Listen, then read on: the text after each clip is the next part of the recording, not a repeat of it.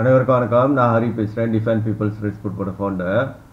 Okay, இந்த video நான் எதுக்கு செய்கிறேன்னா இந்த ஜம்ரி வினோத், இந்த ஜக்கீர் நாயிக் ஆளுங்க மாதிரி உள்ளவங்களாம் எப்படி மொத்த மதத்தை கன்ஃபியூஸ் பண்ணி ஏமாற்றி எடுத்துகிட்டு போகிறாங்கன்னு சொல்லிட்டு எக்ஸ்பிளைன் பண்ணுறதுக்கு மெயின்லி செய்கிறேன். ஸோ இது இன்னொன்று இப்போ ஜம்ரி வினோத் மேலே இப்போ நடந்துகிட்ருக்க கேஸ் நம்ம ஆளுங்களே பல வகையில் அந்த கேஸை வீணாக்கிறதுக்கு தான் புரிஞ்சு வச்சுருக்கிறாங்க. சில வீடியோஸ் பார்க்குறப்ப எனக்கு அப்படி தான் தெரியுது. இன்னொன்று நான் இன்னொரு வீடியோ பார்த்தேன். ஜம்ரி வினோத் எதை வச்சு அவன் ஃபேக்டாக தான் பேசுகிறேன் அப்படின்னு சொன்ன வீடியோவும் நான் ஒன்று பார்த்தேன். ஜம்ரி வினோத்தை யாரோ ஒரு லைஃபாக அவன்கிட்ட கேள்வி கேட்குறாங்க. அவனும் ரிப்ளை பண்ணுறான், அவனோட பதில் சொல்கிறான். ஏன் அவன் அதை ஃபேக்ட்டுன்னு அவன் நம்மளுடைய மதத்தை அவமதிச்சது நம்ம சொல்கிறது அவன் அதை ஃபேக்ட்டுன்னு ஏன் சொல்கிறான்னு சொல்கிறான். அதெல்லாம் நான் கேட்டுட்ட பிறகு தான் புரிஞ்சு அவன் எப்படி கோரிங் பண்ணிக்கிட்டு இருக்கான்னு. அப்போ நான் என்னன்னு நினைக்கிறேன்னா, ஆளுக்கிட்ட இன்னொரு வீடியோவில் இன்னொருத்தர் என்ன சொல்லியிருந்தாருன்னா, ஜம்ரி வினோத் ஒரு வகையில் எங்களுக்கு இந்து மதத்தை ஒன்று கூட தெரிய ஹெல்ப் பண்ணுறான் அப்படின்னு சொல்லியிருந்தார். அதாவது ஜம்ரி வினோத் செய்கிறது ஒரு வகையில் நன்மை தான், உனக்கு நன்றி தான்டா சொல்லணும். அதெல்லாம் கேட்குறப்ப மக்கள் நிறைய வகையில் குழப்பத்தில், மேக்சிமம் மெகா குழப்பத்தில் இருக்கிறாங்க அப்படின்னு எனக்கு புரிய வருது. ஸோ அதனால் நான் அந்த வீடியோ செஞ்சு தெளிவாக சொல்லலான்னு நினைக்கிறேன். நான் இவனுங்க ஆக்சுவலி இவனுக்கு கொடுக்குறது நாலேஜ் கிடையாது. இவனுங்க கொடுக்குறது கன்ஃபியூஷன், ஒரு குழப்பவாதிகள் தான் இவனுங்க. ஓகே, இவனுங்களோட டார்கெட் என்னென்னா, ஒரு மதத்தில் பூந்துட்டு அந்த மதத்தோடைய மெயின் ஸ்கிரிப்சருக்கு போகிறானுங்க. மெயின் அந்த இப்போ இந்து மதம்னா வேதத்தை அடிப்படையாக கொண்ட மதம். அப்போ அங்கே மெயின் இதை பூந்துட்டு அதில் ஆழமாக போய் பார்த்தா அது கடவுள் ஒருத்தர் தான் அப்படின்னு சொல்லிடும். ஓகே, அந்த உண்மையை சொல்லிடும். கடைசியில் கடவுள் நிறைய பேர்லாம் இல்லை, நான் முன்னுக்கு சொன்ன மாதிரி இது கடவுள் ஒருத்தர் தான் சொல்லிடும். இவனுங்க அந்த பாயிண்ட் மாதிரி பிடிச்சிக்கிறாங்க. அப்போ பிடிச்சிட்டு உங்கள் மதத்துக்கு நீங்கள் எதிராக தான் வழிபட்டுட்டு இருக்கீங்க அப்படின்னு சொல்லி ஒரு குழப்பத்தை ஏற்படுத்திடுறாங்க. அது எதுக்கு செய்கிறானுங்கன்னா, அப்போ அதை வச்சு என்ன சொல்ல வரானுங்க, அப்போ எங்கள் மதம் தான் சரி, எங்கள் மதம் சொன்ன மாதிரி தான் உங்கள் மதமும் சொல்லி இருக்குது. அதாவது உங்கள் மதத்துக்கு சாதகமாக பேசுகிற மாதிரி பேசுவானுங்க. ஓகே, உங்கள் மதமும் எல்லா கடவுள்ன்றது ஒருத்தர் தான் சொல்லுது, எங்கள் மதமும் அதுதான் சொல்லுது. ஆனால் நீங்கள் வழிபடுற முறையை பாருங்கள், நீங்கள் நிறையா தெய்வத்தை வழிபடுறீங்க கடவுள்னு சொல்லிட்டு. அப்போ உங்களை தப்பாக கைட் பண்ணுறாங்க, நீங்கள் எங்கள் மதத்துக்கு வந்துடுங்க அப்படின்னு சொல்லி ஒரு உங்களுக்குள்ளாரே ஒரு அச்சத்தை ஏற்படுத்துகிறானுங்க. ஒரு பெரிய குழப்பத்தை ஏற்படுத்தி உங்கள் மதத்தை உங்களையும் வெறுக்க வைக்கிறானுங்க. ஸோ அதனால் நீங்கள் இவனுக்கு கொடுக்குறது நாலேஜாக எடுத்துக்கூடாது. அஃப்கோர்ஸ் அவனுங்க பெரிய ஃபேக்டர் தான் பேசுகிறானுங்க, அந்த வேதத்தெல்லாம் அடிப்படையாக கொண்டு அப்படி பெரிய பெரிய உயர்ந்த நிலையில் இந்து மதம் சொன்ன விஷயத்தை அவனுக்கு ஹைலைட் பண்ணிவிட்டு, ஆனால் அவங்களோட intention is not good. Okay, basically அவனுங்க என்ன செய்யணுங்கன்னா, நம்மளோட இந்து மதத்தோட ஸ்ட்ரக்சரை உடைக்கிறானுங்க. ஓகே, ஏன்னா இந்து மதம் அதோட உண்மையான பேர் சனாதன தர்மம். சனாதன தர்மம்னா அது காலத்துக்கும் அழிவு இல்லாதது. அது என்ன சேலஞ்ச் பண்ணுதுன்னா, நீ என்ன யுகம் என்னத்தை கடந்து வளர்த்தோம், மனுஷன் எந்த நிலையை வேணாலும் ஆடட்டும், காட்டுக்காரன் ஒரு தாசனாக கூட மாறட்டும், அவனுக்கு எந்த படுப்பறிவு இல்லாமல் போட்டோம், எப்படி போட்டோம், எனக்கு தெரியும் அவனை எப்படி கடவுள்கிட்ட சேர்க்கணும்னு. ஏன்னா இந்து மதம் ஒரு மதமே கிடையாது, அது ஒரு வாழ்க்கை முறை. அது வாழணும், நம்ம இந்துவா வாழணும். இந்துவா இது ஒரு கடவுள் நம்பிக்கை கிடையாது, இது ஒரு மதமே கிடையாது ஆக்சுவலி. ஓகே, இது நீங்கள் இந்துவா வாழ்ந்தாதான் அது என்ன ப்ராமிஸ் பண்ணுதுன்னா, உங்களை கடவுள்கிட்ட போய் சேர்க்கணும்னு சொல்லுது. அப்போ நீங்கள் போய் இந்து மதத்தில் கடவுளை சேர்னா நீங்கள் இந்துவா வாழணும். இந்துவா நீங்கள் ஒரு நம்பிக்கை அடிப்படையிலாம் நீங்கள் செய்ய முடியாது. மதம் இவனுங்க மொத்த மதம்லாம் மதம்னா அவங்களுக்குன்னு ஒரு நம்பிக்கை இருக்கும், அதுக்கு கோட்பாடு இருக்கும், அவங்களுக்குன்னு ஒரு ஒரு என்ன சொல்லுவாங்க தமிழில், அந்த புக்ஸ்லாம் இருக்குல்ல, குரான்லாம் இருக்குல்ல, அந்த மாதிரி. ஓகே, அவங்களுக்குன்னு ஒரு அந்த புக்கு இருக்கும், அது ஒரு கைடன்ஸ் இருக்கும், அதை ஃபாலோ பண்ணி அவங்க போயிடலாம். அதுதான் மதம். அதாவது ஒரு மாரல் சப்ஜெக்ட் மாதிரி, இதை செய்யலாம் இதை செய்ய முடியாது அப்படின்னு எழுதியிருக்கும், கிளியர் கட்டாக எழுதியிருக்கும், ஒரு மனுஷன் அறிவுக்கு புரியுற மாதிரி எழுதியிருக்கும். இந்து மதம் அப்படி இல்லை. இந்து மதம் வாழணும், இந்துவாக வாழணும், அது வாழ்க்கை முறை. அப்போ நீங்கள் அந்த வாழ்க்கையை கடந்து போகிறப்போ நீங்கள் போய் கடவுளை சேருவீங்க. ஏன்னா அவங்க வாழ்கிற விதம் இது எங்கேருந்து வந்துச்சுன்னா, சிந்து நதி சிவிலைசேஷன்லேருந்து வந்துச்சு. சிந்து நதினா இந்தியாவில் ஒரு நிலப்பரப்பில் வாழ்ந்த மக்கள், அந்த சிந்து நதி, அது நதினா பெரிய ஒரு ரிவர், அந்த ரிவர்ல வாழ்ந்த மக்களுடைய வாழ்க்கை முறை, ஓகே, அவங்க வாழ்க்கை முறை அப்படி வாழ்றப்ப அவங்க போய் கடவுளை சேர்றாங்க. அவ்வளோ பெரிய மகான், அவ்வளோ பெரிய ஞானம் உள்ளவங்களாம் வந்து அந்த வாழ்க்கையோட இதை வந்து சொல்லி கொடுத்துட்டாங்க, அந்த ரகசியத்தை. இப்படி வாழ்ந்தீங்கன்னா நீங்கள் கடவுள்கிட்ட போய் சேர்ந்துடலாம்னு சொல்லிட்டு. ஓகே, அப்போ இந்த அராப்காரனுங்களுக்கு வந்து உச்சரிக்க தெரியல, அந்த சிந்துவை உச்சரிக்க தெரியாமல் ஹிந்துன்னு சொல்ல ஆரம்பிச்சிட்டானுங்க. அந்த உச்சரிப்பு தவறி போய் தான் இப்போ இந்து மதமாக வந்து நிற்கிது. ஓகே, ஆனால் நம்மளோட ஒரிஜினல் நம்மளுடைய மதத்துடைய பேர் வந்து சனாதன தர்மம். அதாவது காலத்துக்கும் அழியாத ஒரு விஷயம்தான் சனாதன தர்மம். ஒரு ஆத்மா பரமாத்மாட்ட போய் சேர விஷயம், அது வந்து காலத்துக்கும் மாறாது. இந்த கான்செப்ட் ஆன்மீகத்தில் இந்த கான்செப்ட் மாறாது. அது வந்து கடவுள் கொடுக்க அந்த கேமே அப்படிதான், கடவுளோட கேமே அப்படிதான். அவர் படைச்ச அந்த ஆத்மா கடைசியில் போயிட்டு முக்தி அடைஞ்சு அவர்கிட்ட போய் சேர்க்கணும். அந்த கேமை பற்றி பேசுறதுனால அது வந்து கித்தா சொல்லிக்குது, நான் தான் சனாதன தர்மம், நான் என்னோட போதனை. அதாவது அது ஒரு லா மாதிரி, அது ஒரு சட்டத்திட்டம், கடவுளை போய் சேர்ற சட்டத்திட்டம் மாதிரி. இப்படி போனால் சேர்த்துருவேன் நான். அது என்ன சேலஞ்ச் பண்ணுதுன்னா, அதில் உள்ள இந்து மதத்தில் உள்ள அதாவது மகத்துவம் என்னன்னா, அது காலத்துக்கு வேற மாறிக்கும். ஓகே, அது வேற லெவலு அந்த மதம். அதனால தான் அந்த மதத்தை நான் லிஜன்னு சொல்கிறேன். நான் வந்து ஒரு ஆன்மீகவாதியாக பேசுகிறேன். நான் ஒரு இந்துனால இந்து மதத்துக்கு சப்போர்ட் பண்ணி பேசணும், தூக்கலாக பேசணும் அப்படி இல்லை. நான் ஒரு ஆன்மீகம் புரிஞ்சு பார்க்குறப்போ இந்த மதம் எப்படி ஃபங்க்ஷன் பண்ணுதுன்னு பார்க்குறப்ப இது மதமே கிடையாது. ஆக்சுவலி இது ஒரு வாழ்க்கை முறை. இது வந்து பயங்கரமான வேலைலாம் செய்யுது. இது வந்து எப்படின்னா இப்போ அது வேதம்னு ஆனால் ஒன்று வச்சுருக்குது. இவனுங்க இப்போ குரான்னு ஒன்று வச்சுருக்கிற மாதிரி அது ஒரு வேதம்னு ஒன்று வச்சுருக்குது. வேதம் வந்து ஃபண்டமெண்டல் ஐடியா அப்படியே ஒரு சொல்லிடுது. அதாவது அந்த ஸ்ட்ரக்சருக்குள்ளே தான் ஓடுது. இந்து மதம் ஆக்சுவலி இந்து மதத்துக்கு இன்னொரு பேர் இருக்குது, அந்த பேரை மறந்துட்டேன். அதோட அர்த்தம் என்னென்னா வேதத்தை அடிப்படையாக கொண்ட மதம்னு அர்த்தம். ஓகே, வேதத்தை அடிப்படையாக கொண்ட மதம்னா ஒரு இப்போ குரான் இருக்கிற மாதிரியே நம்மளுக்குன்னு ஒரு கைடன்ஸ் ஆக்சுவலி இருக்கு. வேதம் வந்து ஒரு மெயின் ஃப்ரேம்ல அதுக்குள்ளே தான் ஓடிக்கிட்டு இருக்கும் இந்து மதம். அது சொல்கிற அந்த வாழ்க்கை நெறி அந்த ஃப்ரேம்குள்ளே தான் ஓடும். ஓகே, அதை தான் அவங்க வந்து ஸ்ருதின்னு சொல்கிறானுங்க. ஸ்ருதினா ஸ்ருதி ஆசான் இல்லை, கமலாசன் மகா இல்லை. சுருத்தின்னு வந்து அந்த வேதத்தை வந்து இன்னொரு பேர் வந்து அடையாளம் வந்து சுருத்தின்னு சொல்கிறாங்க. அப்போ அந்த சிமிர்த்தின்னு ஒன்று இருக்குது. சிமிர்த்தி என்னன்னா, இப்போ நம்மளோட தெய்வங்கள் இந்த மாதிரி பெரிய பெரிய மகான் பெரிய பெரிய குருக்கள்லாம் வந்து ஒரு போதனை நடத்துகிறாங்களே, அது நடக்கிறப்போ ஒரு அனுபவம் உண்டாகுதுல்ல. இப்போ மகாபாரதம் போர் நடந்தது, ராமாயணம் அந்த மாதிரி நடந்தது, அந்த சம்பவம்லாம் நடக்கிறப்ப அங்கேருந்து அவங்க ஒரு லெசன் பழகுறாங்களே, இது நடக்கிறப்ப என்ன நடக்குது அப்படின்னு சொல்லிட்டு அதான் வந்து சிமிர்த்தின்னு சொல்கிறாங்க. அப்போ அது என்ன காட்டுதுன்னா, அது வந்து வாழ்க்கையோட அனுபவம். அதனால தான் சொல்கிறேன், இந்து மதம் வந்து அது மதமே கிடையாது, அது வாழ்க்கை நெறி. வாழ்ந்துக்கிட்டே போகணும், இந்துவாக வாழணும் நம்ம, அப்போ தான் கடவுளை போய் சேர முடியும். அப்போ அவங்களோட அனுபவத்தை ரெக்கார்ட் பண்ணுறாங்க. இந்த மாதிரி வாழ்ந்தப்போ இப்படி நடந்துச்சு, மகாபாரதம் போர் நடந்தப்போ இப்படி நடந்துச்சு. அப்போனா வேதத்தை முன்னுக்கு வச்சுட்டு ஒரு ஃப்ரேம்ல ஓகே இதுதான் அந்த கைட்லைன்ஸ், இதுக்குள்ளே தான் ஓடிக்கிட்டு இருக்கோம் இந்து மதம்னு சொல்லிட்டு அது பக்காவாக இருக்குது நம்மகிட்ட. ஒன்றுமே பிளராக ஒன்றுமே இங்கே தான் போய் நம்மளோட இலக்கே தெரியாதுன்னு இல்லை. நம்ம இலக்கு வந்து கடவுளை போய் சேர்றது.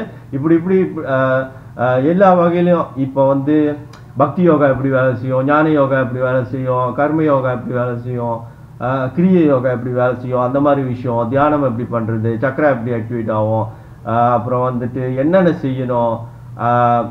இப்போ இந்து மதம் வந்து என்னது அறம் பொருள் இன்பம் வீடு அதை எப்படி கடந்து போகிறது. ஸோ அப்போ வந்து எல்லா அந்த ஃப்ரேம் அது கொடுத்துருச்சு. ஆனால் அந்த ஃப்ரேம் என்னென்னா நம்மளோட லைஃப் ஸ்டைல் மாறுதில்ல. இப்போ நம்ம லைஃப் ஸ்டைல் வந்து முந்தி வேதம் ஒரிஜினலி சொன்னது வந்து நம்ம வந்து முதல்ல போய் வேதம் குருக்கிட்ட பழகணும். அப்புறம் வந்து நல்லா என்னது இந்து மதத்தை நல்லா புரிஞ்சிட்ட பிறகு அதை வச்சு வாழ்ந்துக்கிட்டு காசு பணம் நல்லா நேரு வழியில் காசு பணம் தேடி குடும்பத்து குட்டியோட நல்லா இருந்து ஒரு ஸ்டேஜில் குடும்பத்தை விட்டு பிரிஞ்சு காட்டுக்கு போயிடணும். காட்டுக்கு போயிட்டு தியானம் பண்ணி ஞானம் அடைஞ்சிட்ட பிறகு கடவுளை போய் சேர்ந்துட்ட பிறகு அந்த ஞானத்தை வந்து பரப்பணும். இந்த சைக்கிள் வந்து சுற்றி வந்துக்கிட்டே தான் இருக்கும். யாரெல்லாம் ஞானம் அடைஞ்சிட்டாங்களோ அவங்களோட போதனையை வந்து ரெண்டாவது நடத்துவாங்க. அது வந்து சிமிர்த்தியோட அடிப்படையில் வரும். அதாவது இன்னொரு ஞானம் அடைஞ்ச ஆத்மா அதோட அனுபவத்தை அது ஷேர் பண்ண ஆரம்பிச்சிடும். அதுக்கு எண்டே கிடையாது. புரியுதுங்களா? அதனால தான் அது வந்து காலத்துக்கு ஏற்ற மாதிரி அது அப்டேட் ஆகிட்டு ஞாபகம் வருதுன்னா, அந்த புதுசாக ஞானம் அடைஞ்சாங்களே அவங்களுடைய அந்த லேட்டஸ்ட் இது சூழ்நிலையை விளக்கிடுவாங்க. அந்த ஞானத்தை வந்து சொல்லி பேச ஆரம்பிச்சிருவாங்க அவங்க. ஓகே, இதுதான் வந்து இந்து மதத்தோட மகத்துவம். அதாவது அதுக்கு எண்டே கிடையாது. அது வந்து கண்டினியூஸாக வந்து அப்டேட் ஆகிட்டே வந்துட்டு இருக்கும். ஓகேவா? அப்போ வந்து நம்ம அது கூடயே போக வேண்டியதான், அவ்வளோதான், சிம்பிள்ல. அந்த மாதிரியான ஒரு விஷயம் தான் அது. ஓகே, ஸோ இப்போ வந்து இவனுங்க என்ன குழப்புறானுங்கன்னா, இவனுங்க அந்த ஸ்ட்ரக்சரை உடைக்க பார்க்குறானுங்க. அதுதான் வந்து நம்மளுக்கு வந்து நியாயமாக இல்லாமல் இருக்குது. இவனுங்க வந்து ஓகே, நான் வந்து இந்த இஸ்லாம் மதத்தில் உள்ள அட்வான்டேஜும் கொஞ்சம் சொல்கிறேன், ஒரு ஆன்மீகவாதியாக இருந்தது. ஏன்னா அவனுங்க வந்து அந்த மாதிரி ஒரு நீங்கள் பார்த்தீங்கன்னா உலகத்தில் முஸ்லீம் மாதிரியான ஒரு ஒரு ஒரு இதை உணர்ச்சியை காட்ட மாட்டாங்க. இந்த அல்லான்ற ஒரு விஷயத்தில் அவங்க வந்து ஓவர் ரியாக்ட் பண்ணுற மாதிரி நம்மளுக்கு தெரியும். ஏன்னா அவங்க ஓவர் ரியாக்ட் பண்ணுறதுக்கான ஒரு காரணம், முக்கியமான காரணத்தை நான் எக்ஸ்பிளைன் பண்ணுறேன் கொஞ்ச நேரத்தில். அவங்க ஏன் வந்து அவ்வளோ சென்சிட்டிவாக ஆகிறாங்க அந்த அல்லான்ற ஒரு விஷயத்துக்கு? ஏன் அவங்க வந்து எதுக்குமே நான் வந்து தலை வணங்க முடியாது, ஏன் நம்ம எந்த தெய்வத்தை காத்தோம், இவர் தான் சிவபெருமானு, இவர் வந்து பயங்கரமான ஒரு பவர்ஃபுல்லான ஆத்மா, இப்படிலாம் செஞ்சிருக்கிறாரு அப்படின்னு நம்ம சொன்னோமா, இந்து மதத்தையே தூக்கி நிறுத்திட்டாரு. அதாவது இந்து மதத்தையே தெளிவாக எங்களுக்கு சொல்லி புரிய வச்சாரு எப்படி கடவுள்கிட்ட போய் சேருது. அந்த மாதிரி நம்ம சொன்னா கூட அவங்க வந்து லாயானே பண்ண மாட்டாங்க. அவங்க வந்து அவங்களோட இதுதான் வெறித்தனமாக நிற்பாங்க. ஏன் அவங்க அப்படி நிற்கிறாங்க கொஞ்ச நேரத்தில் நான் சொல்கிறேன். அதில் ஒரு நியாயம் இருக்குது. ஆன்மீக கண் பார்வையில் வந்து அவங்க சைடில் வந்து ஒரு ஸ்ட்ராங்கான ஒரு ஸ்டேபிளான ஒரு ஆழமான ஆன்மீகம் இருக்கலாம். அவங்க கையில் ஸ்டேபிளாக செடியாக நிற்கிறாங்க கைங்க. ஓகே, இருந்தாலும் அதே நிலையிலே ஆன்மீகவாதியாக இருந்து சொல்லி ஸ்டில் நான் வந்து இல்லை இந்து மதம் தான் லெஜன்னு, அதை பீட் பண்ண முடியாது, எந்த மதத்தினாலையும் அதை சேலஞ்ச் பண்ண முடியாதுன்னு சொல்கிறதுலையும் என்கிட்டயும் இந்த மாதிரியான விளக்கம் இருக்குது. ஏன்னா அது வந்து காலத்துக்கு ஏற்ற மாதிரி மாறுது, அதோட உச்சக்கட்ட நோக்கம் அதுதான் மெயின் பாயிண்ட். அதாவது மொத்த மதம் சொர்க்கம் வரைக்கும் தான் போய் சேர்க்குது, இந்த மதம் ஸ்ட்ரெயிட்டாக காட்கிட்டே போய் சேர்த்துருது. கடவுள் கூட நீங்கள் எனி டைம் பேசலாம். ஓகே, அதை உங்களுக்குள்ளேயே இருக்கிறதையும் காட்டுது. அதாவது அதுக்கு வந்து கிளியராக தெரிஞ்சுதான் செய்யுது இந்து மதம். என்ன நான் செய்யறேன், எங்க எடுத்துட்டு போறேன், ஓகே, சேலஞ்ச் பண்ணுது. நான் தான் சனாத்தன தர்மம்னு, காலத்துக்கு நான் என்னை அழிக்க முடியாதுன்னு சொல்லுது. என்னுடைய போதனையை அழிக்க முடியாது. அது என்ன வந்து முன்னொரு பெரிய அட்வான்டேஜ்னா, ஏதோ ஒரு சந்தர்ப்ப சூழ்நிலையில இந்த உலகமே வந்து பேரிடர் ஏற்பட்டு நம்மளோட டெக்னாலஜிலாம் அழிஞ்சு படுப்பறிவுலாம் இழந்து காட்டுக்காரனா ஆகிட்டோம்னு வச்சுக்கோமே. ஓகே, ஏதோ ஒரு சந்தர்ப்ப சூழ்நிலை படுப்பொருவெலாம் இல்லை, நம்மளுக்கு எதெல்லாம் படிக்க முடியாது, எதுவுமே படிக்க முடியாது. அந்த நேரத்தில் தான் அது வந்து இந்த காவல் தெய்வம்லாம் இருக்குல்ல, ஓகே, அதுங்களை யூஸ் பண்ணுது அது. ஓகே, அதுதான் அதோட கீழ்நிலை. ஓகே, காவல் தெய்வம் நீங்கள் நேராக பார்த்தீங்கன்னா பல சேட்டை பண்ணும். அப்போ காவல் தெய்வத்தோட தன்மையை பார்த்தீங்கன்னா ஒரு ஒரு ஒரு பேய்க்கு இருக்கிற தன்மை மாதிரி இருக்கும். ரொம்ப ஆங்காரமாக இருக்கும். அது செய்கிற வேலையெல்லாம் பார்க்குறப்போ பார்த்தா இது சாமியே இல்லைன்னு வந்து சில இந்துவே சொல்லிடுவாங்க. இது சாமியாக இருக்க வாய்ப்பே இல்லைடா, இது தெய்வமாக இருக்க வாய்ப்பே இல்லை அப்படின்னு சொல்கிற அளவுக்கு இருக்கும். ஓகே, ஸோ ஆக்சுவலி இந்து மதம் வந்து அதை எப்போ யூஸ் பண்ணுதுன்னா, மனசை எப்போ வந்து படுப்பறிவெல்லாம் இழந்து ஒரு காட்டுக்காரன் லெவலுக்கு போகிறானோ அப்போ அதோட கட்ட இது அனுப்புது, போதனையை அனுப்புது காவல் தெய்வம் மூலியமா. ஏன்னா காவல் தெய்வம் வந்து அது எந்த விதமான ஆன்மீக ரூல்ஸையும் ஃபாலோ பண்ணாது. ஒரு உடம்பு ஒரு ஆத்மாவுக்கு கடவுள் படைச்சிருக்காரு, அது அந்த ரூல்ஸை ஃபாலோ பண்ணாமல் வந்து அவன் உடம்புல நுழையும். அவன் சொல்கிறான்னு ராசுவ பண்ணிட்டாங்கன்னு, அதாவது இன்னொரு ஆள் உள்ளுக்கு நுழைஞ்சத மாதிரி. ஓகே ஓகே, அந்த மாதிரி செய்யும் அந்த அந்த காவல் தெய்வம். ஓகே, அந்த நிலையில் உள்ள ஆத்மாங்களா. ஓகே, சில பேர் சொல்லுவாங்க அது வந்து இன்னொன்று என்னென்னா ரொம்ப ஆங்காரமாக இருக்கும்.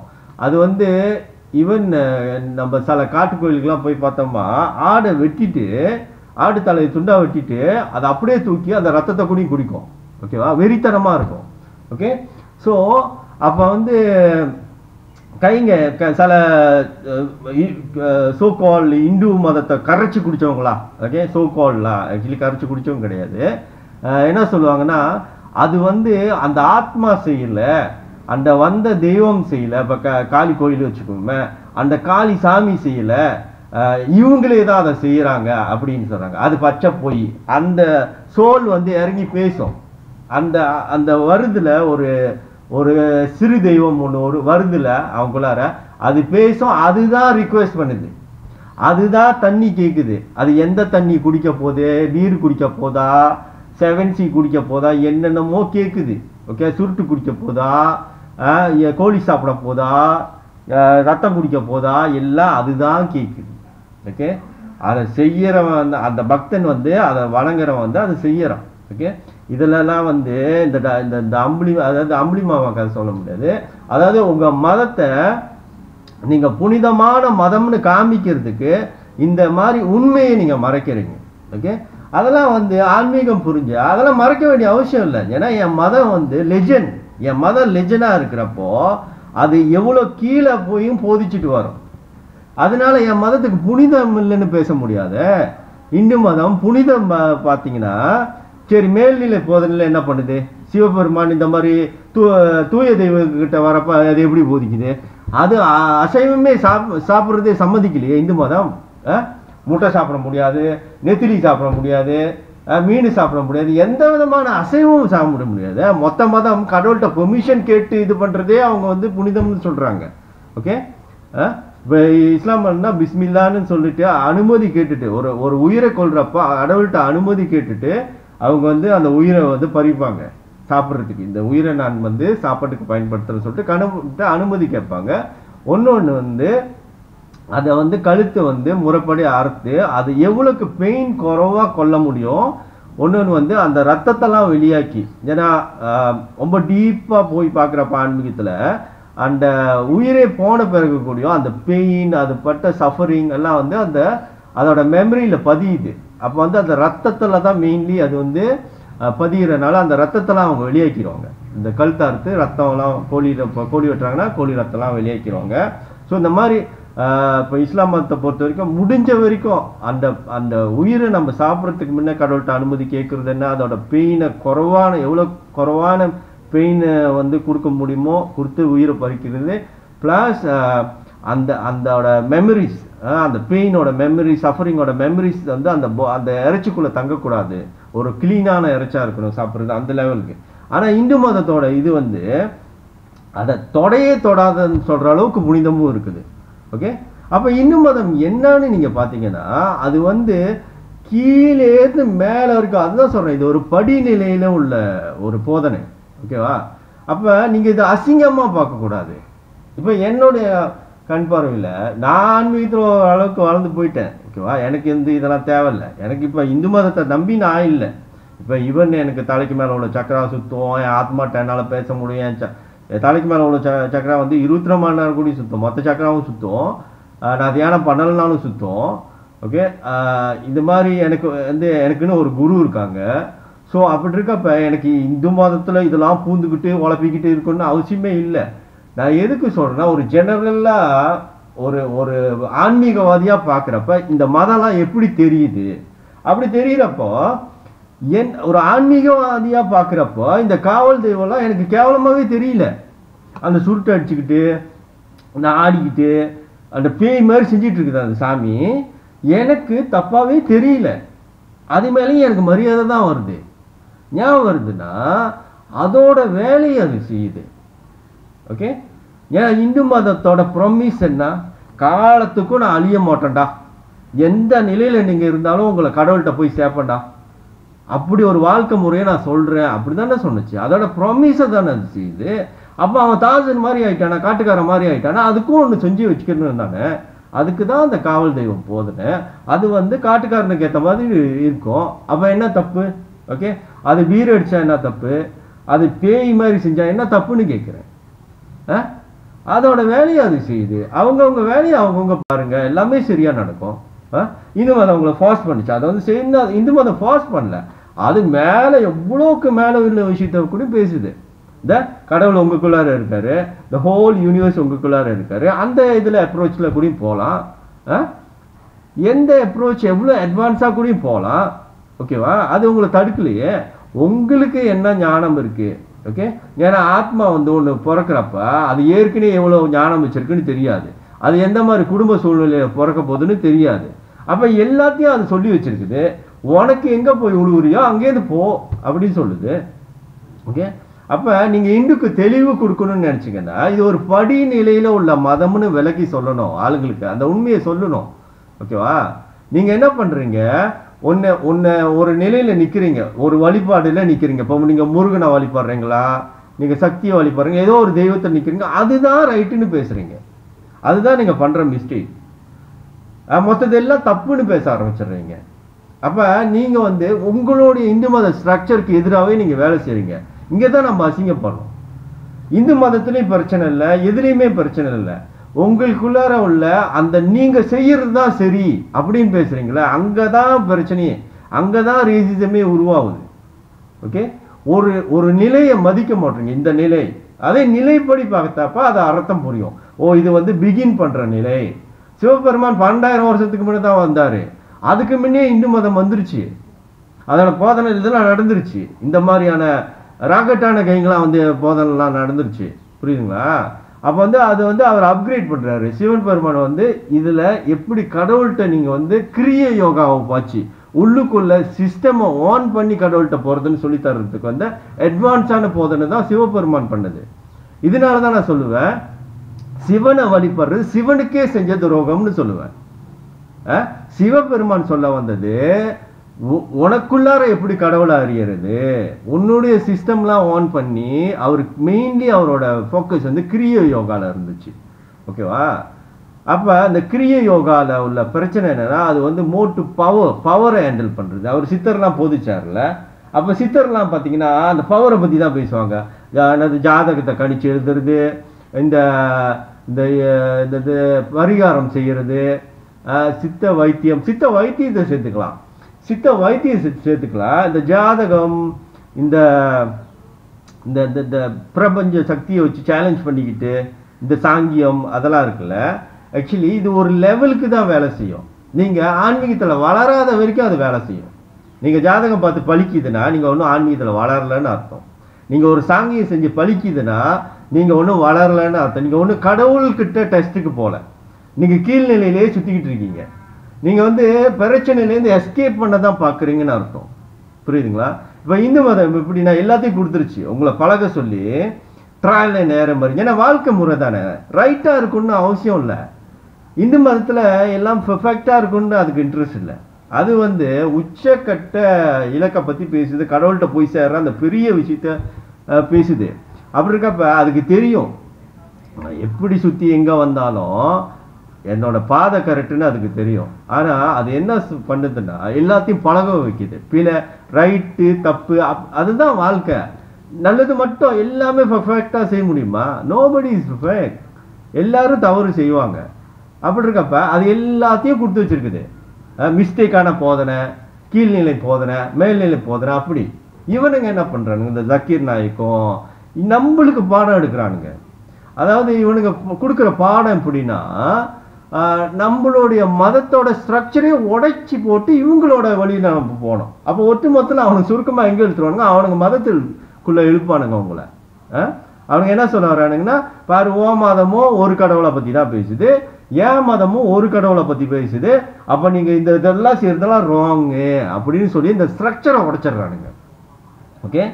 இப்போ சம்மரி வினோட் கேஸுக்கு மெயின்லி வருவோமே, எப்படி இந்த கேஸ் ஃபேக்டை நீங்கள் வீணாக்குறீங்கன்னா உங்களுக்குள்ள இல்லை அந்த ஈகோவும் சரி, அந்த புரிஞ்சிக்காம இந்து மதத்தை புரிஞ்சிக்காம, அதாவது இந்த காவல் தெய்வத்தோட அந்த ராக்கெட்டான கைங்களை பார்த்தானே ஒரு உங்களுக்குள்ளார ஒரு அவமானம். இதை போய் இன்ட்ரடியூஸ் பண்ணனா இது பேய் மாதிரி செஞ்சுக்கிட்டு இருக்கலாம். ஆஃப்கோர்ஸில் அவன் தப்பு சொல்லுவான், அப்போ இது என் கடவுளே இல்லைன்னு சொல்லி விட்டுருவோம். அப்படி போகிறீங்க. இது வந்து உங்கள் இந்து மதத்துக்கு நீங்கள் செஞ்ச துரோகம் ஒன்று வந்து உங்களுடைய அறியாமை. ஓகே.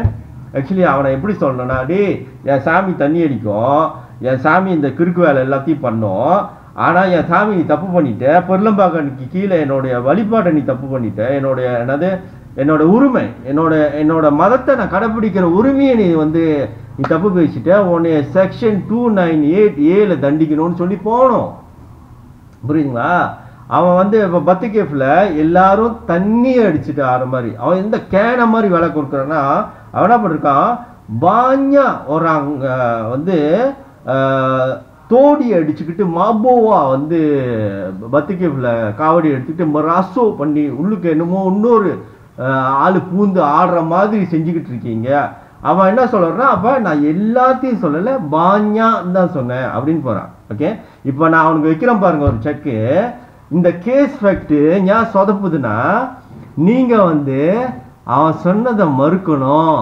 தண்ணி அடிக்கல, இல்ல இல்ல இல்ல நாங்க தண்ணி அடிக்கல, நாங்க வந்து முராசு பண்ணல. ஆனா இதெல்லாம் நம்ம மதத்துல உள்ள அங்கம் தானே. இன்னொரு ஆத்மா நுழையுமா இல்லையா? காவல் தெய்வம் வந்து டக்குன்னு நுழைஞ்சிடும். நீங்க பாத்தீங்கன்னா திருவிழா, கோயில் திருவிழா திடீர்னு பார்த்தா ஒருத்தர் சாமி ஆடிட்டு இருப்பாங்க. ஏன் உண்மையை மறைச்சு பேசுறீங்க? ஏன் உங்க மதத்தை விட்டு கொடுக்குறீங்க? இவனுக்கு யாரு நம்மளுக்கு சொல்லி தர்றதுக்கு? இப்படிதான் இருக்கணும், இதெல்லாம் தப்பு தப்பு ரைட்டு சொல்றதுக்கு இவனுக்கு யாரு? என் மதம் அப்படிதான் சொல்லணும். நீங்க இப்ப எல்லாரும் ஒரு காஸ்பக் டின்ன வச்சுக்கிட்டு பத்திகேஃப்ல நின்று தண்ணி குடிச்சா கூட அவனுக்கு தப்பு சொல்றதுக்கு உரிமை இல்லை. பெருளம்பாங்கல்ல, நம்மளோட மதத்தை ஃபாலோ பண்றதுக்கு நம்மளுக்கு உரிமை இருக்கா இல்லையா?